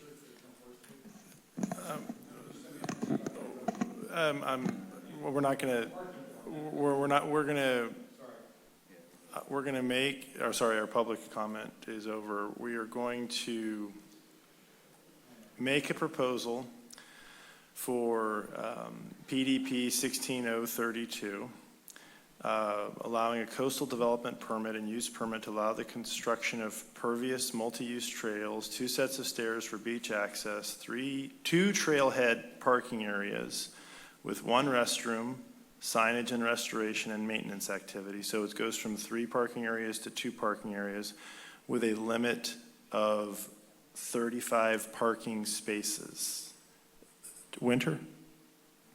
Yes, through the chair. Also, the ISMND, don't forget. And we are going to adopt the ISMND as part of this project. And there was one other thing that I think we're missing here. Scott, can you put the recommendation up? That might help.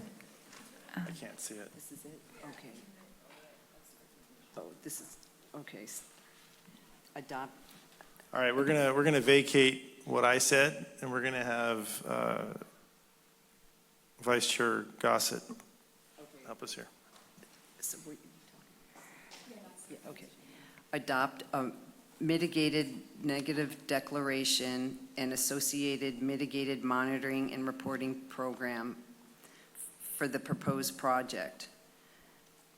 Approve PDP-16-032, an application for the coastal development permit and use permit to allow construction of a new segment of the California Coastal Trail with associated amenities for public use based on the findings and evidence contained in Exhibit A of the draft resolution, and subject to the conditions of approval in Exhibit B and pursuant to the project plans in Attachment 3. with the amendments. 35, a limit of 35 parking spaces and only 2 parking areas. Can I get a second? Second. Can I get a roll call vote, please? Yes. Commissioner Gorn, Yes, please. Vice Chair Gossett, Yes. and Chair Hernandez. Yes. Motion approved. Item is closed. Okay. Thank you, everybody. All right, we are moving on to the next item. The rest of you can go home. We are moving on to the next item on our agenda. Which is Pullman, is it? Which is item 1C. Doug, could you take us away, please? Like Calgon, take us away. Thank you, Scott.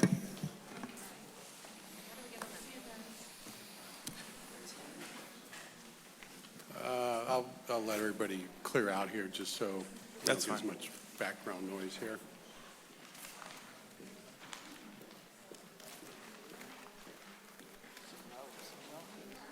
Well, that wasn't so painful, was it?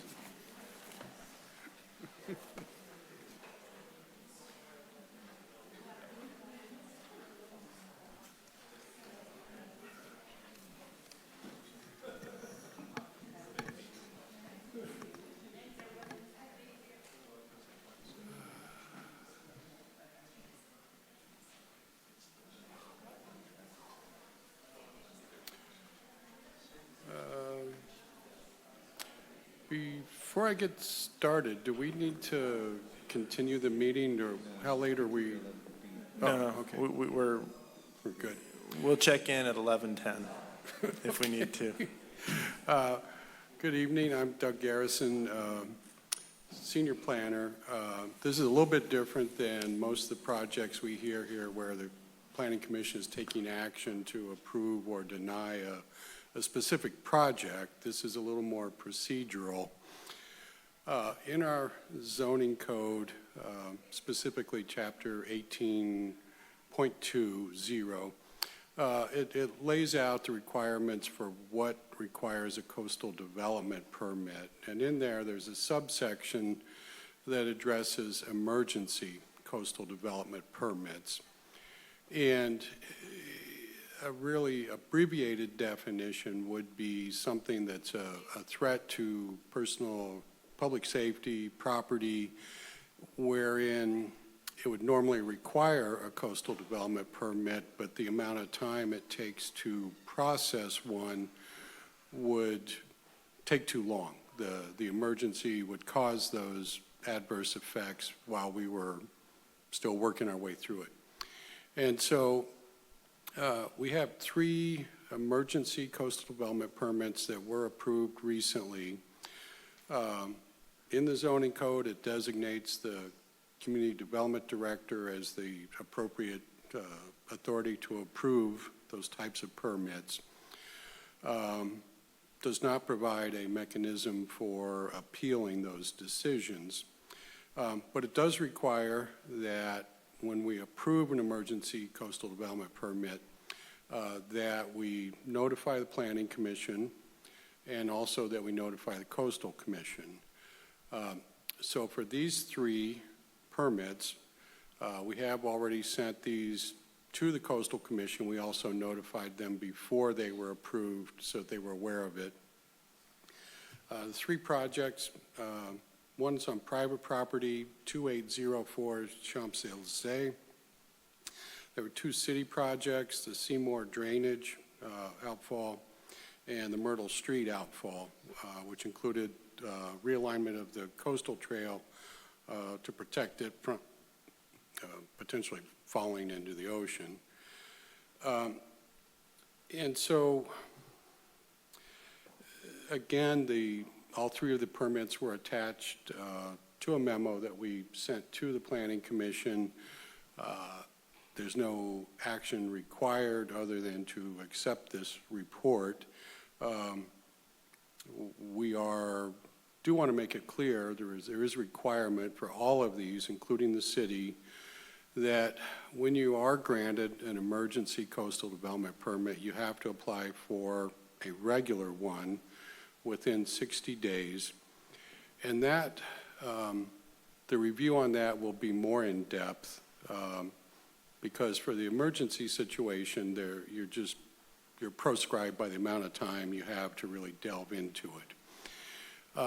And so those will, for these three anyway, I believe they'll all be coming to the Planning Commission once we have those applications and have had time to work our way through the analysis and come up with a recommendation.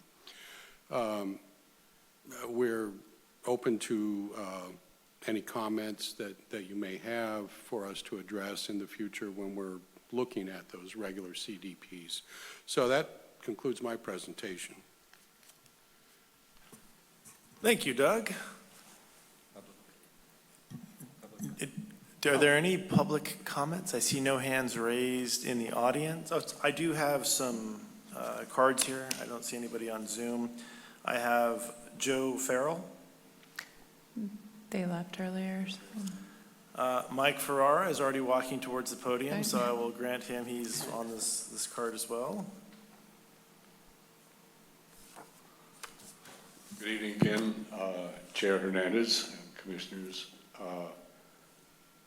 This is rather a complicated item, and I'm sure there's a lot of interesting history involved with it in particular. But I'm here to talk about my hot button related to this project, and that's called buffer zones. And I think we've been all too lenient over the years in terms of what we tell applicants when they build something about what you can or cannot do in a buffer zone. The LCP states very specific things, very limited things that you can do in a buffer zone. That does not include lawn, flowers, shrubbery, whatever. None of that. No terraforming, no changing. It's supposed to be a natural buffer zone to a coastal resource. And unfortunately, we have not emphasized that when homeowners build near a resource. And we really need to tighten it up. Watering in these buffer zones weakens the ground, weakens the banks, plantings do the same thing. All manner of things are being done in these buffer zones, and apparently the homeowners have no clue that they're inconsistent with the Coastal Act and the LCP. So I would just appreciate it if in future permits we try to avoid what we see here, which is activities that are clearly not permitted.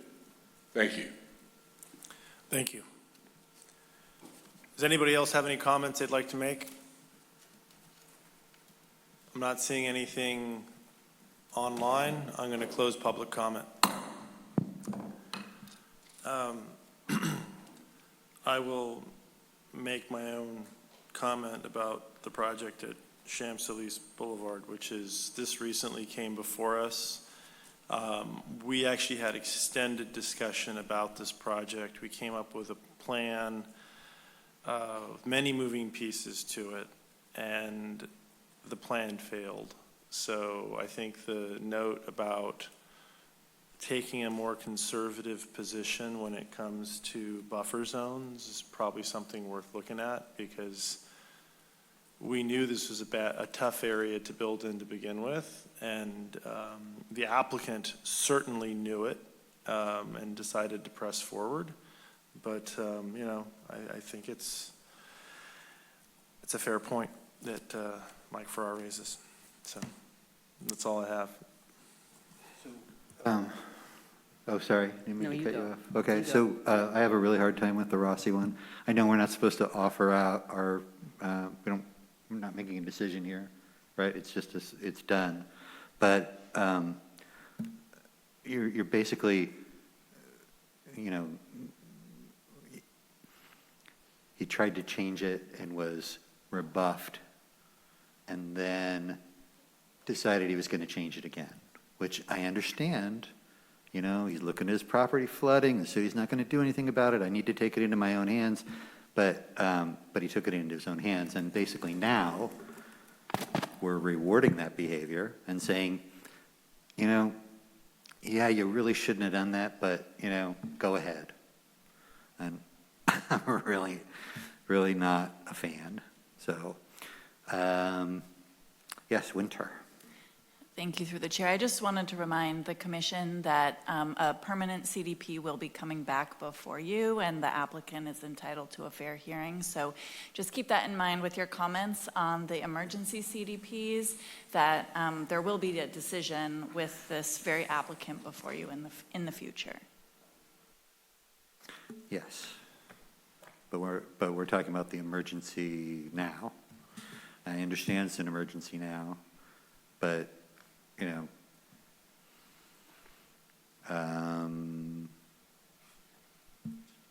I would.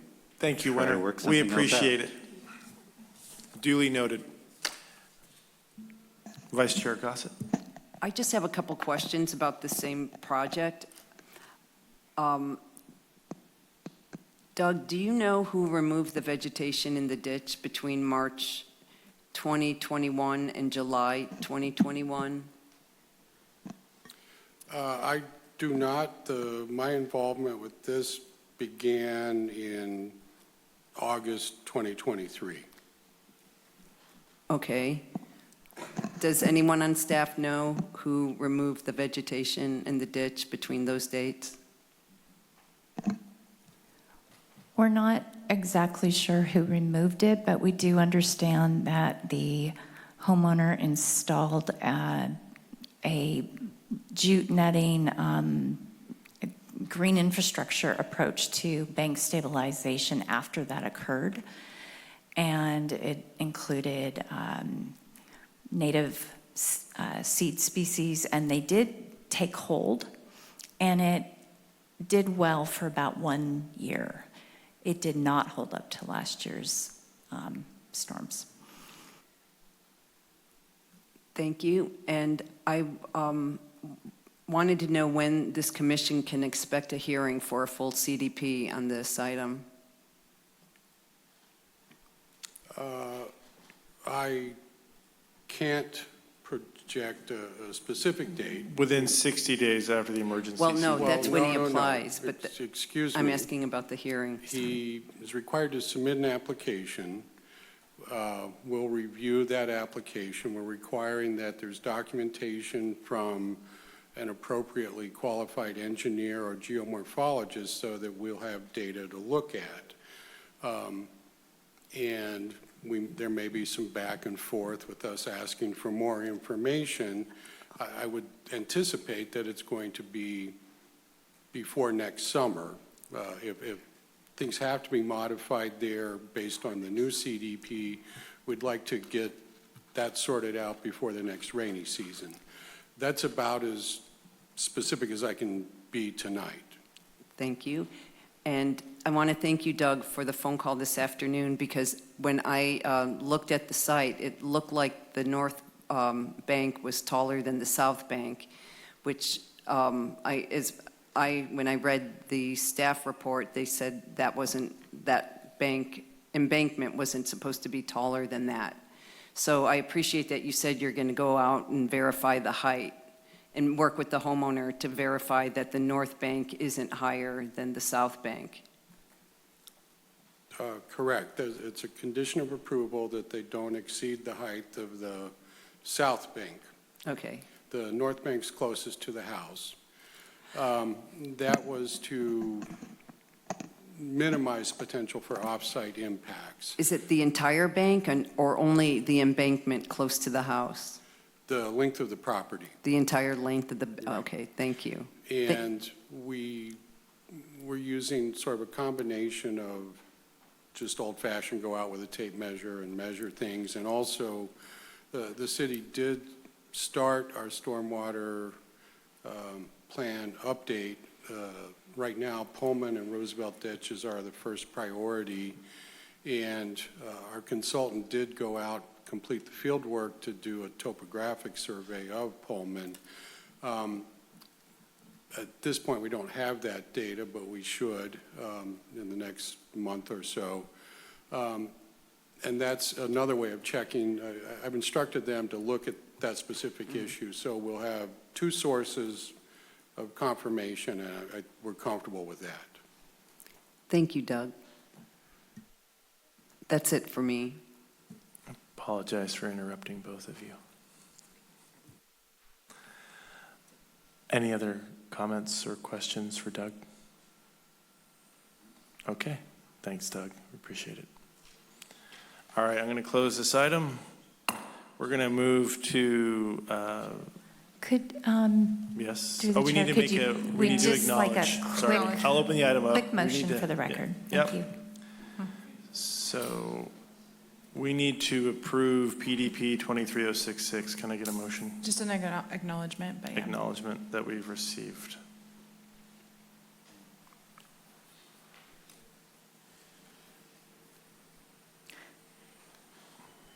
I think We're not approving it. On the memo we sent, it said by motion, acknowledge receipt of the report and the emergency CDPs. So we need to acknowledge that we've received the 3 emergency CDPs. Right, not that you. So we need a approved them. motion acknowledging that we've received the 3 CDPs. Can I get a motion?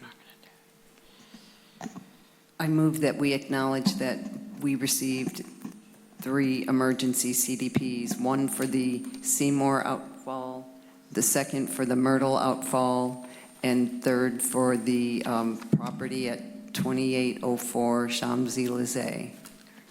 Can I get a second?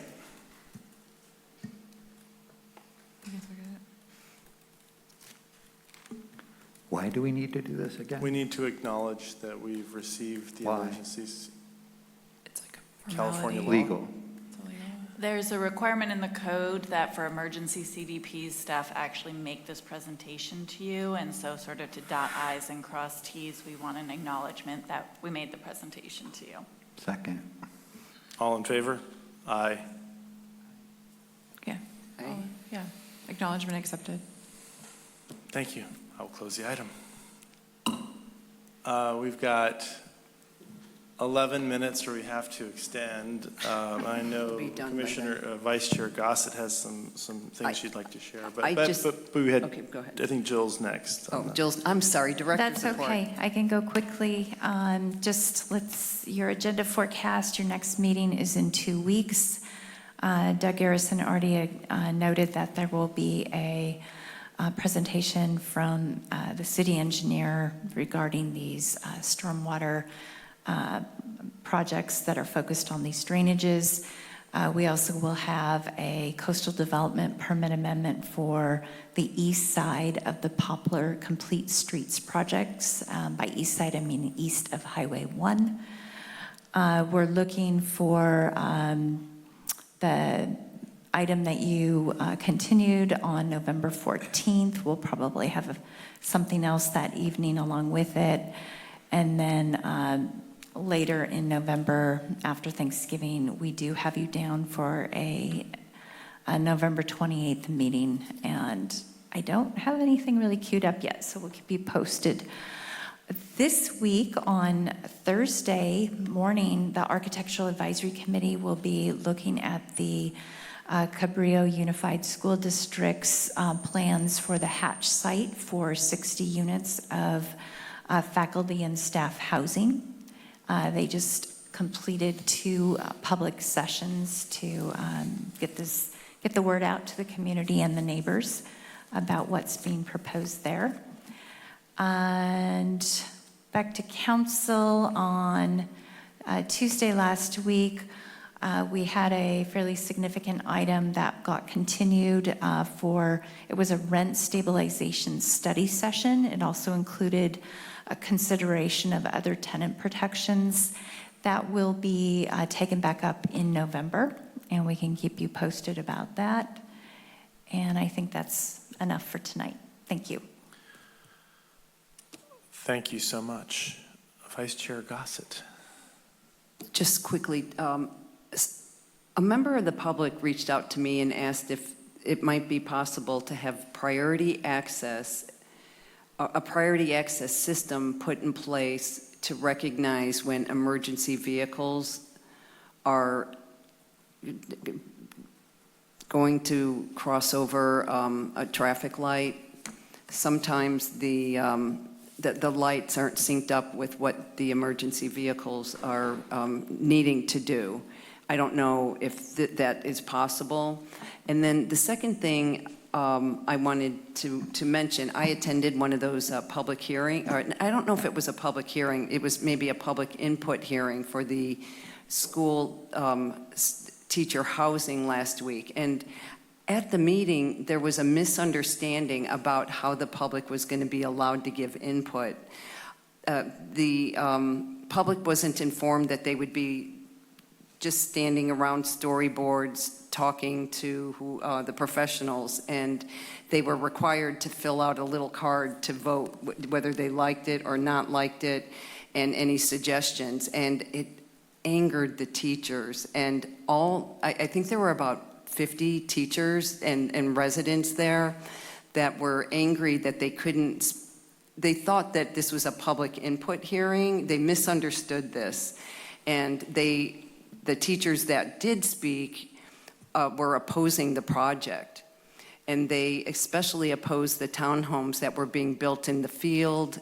And one teacher said that she wanted the field to be reworked and the burrs eliminated so that it could be used as an outdoor classroom.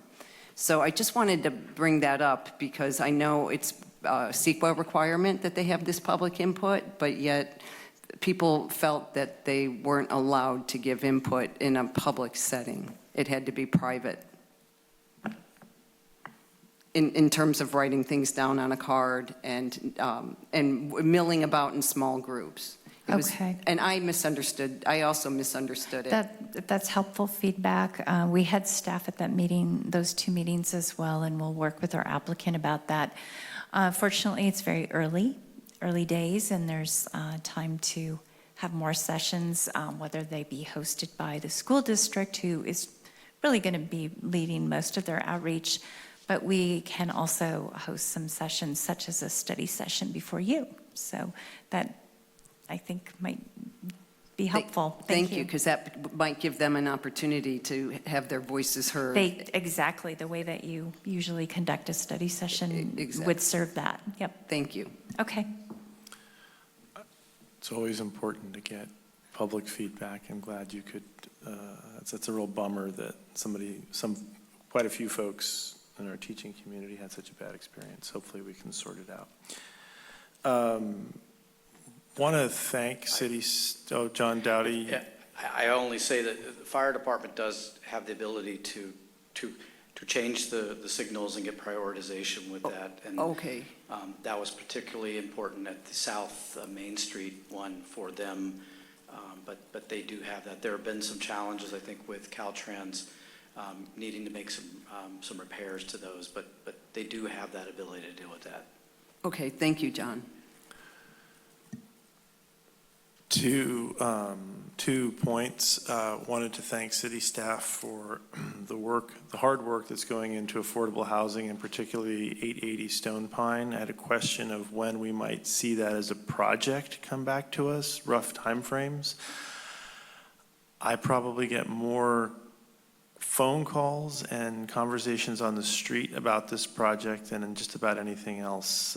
So if you don't have an answer now, we'd just love to get a rough time frame.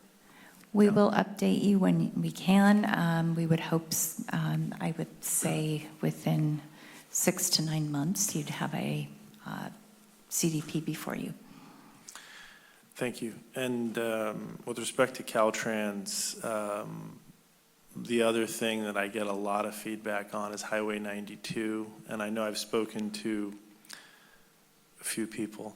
It would be great if we could actually get a serious response from Caltrans about 92 and when it's going to be restored to like full service. I know there's things, but the time frame they've put out is not realistic. The traffic has been horrible. The traffic jams have been horrible. And I know it's not your thing, but it's just an expressed frustration from the community is all I want to convey to you. And it's not gone away. If anything, I think it's intensifying. And we have been made aware of some schedule issues for the sinkhole. This is particularly related to the climbing lane.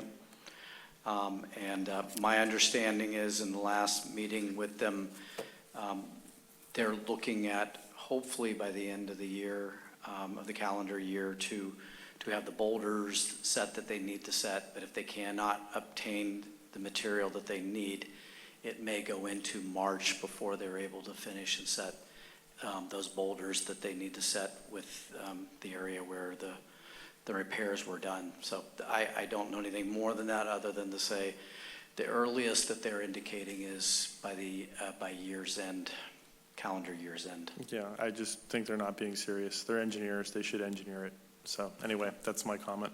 I have no other comments, and we need to get in under the wire. So I'd like to get a motion to close this meeting.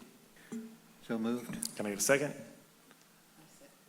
I will second that. And before I close it, I want to thank our AV staff for a nearly flawless meeting tonight. You guys are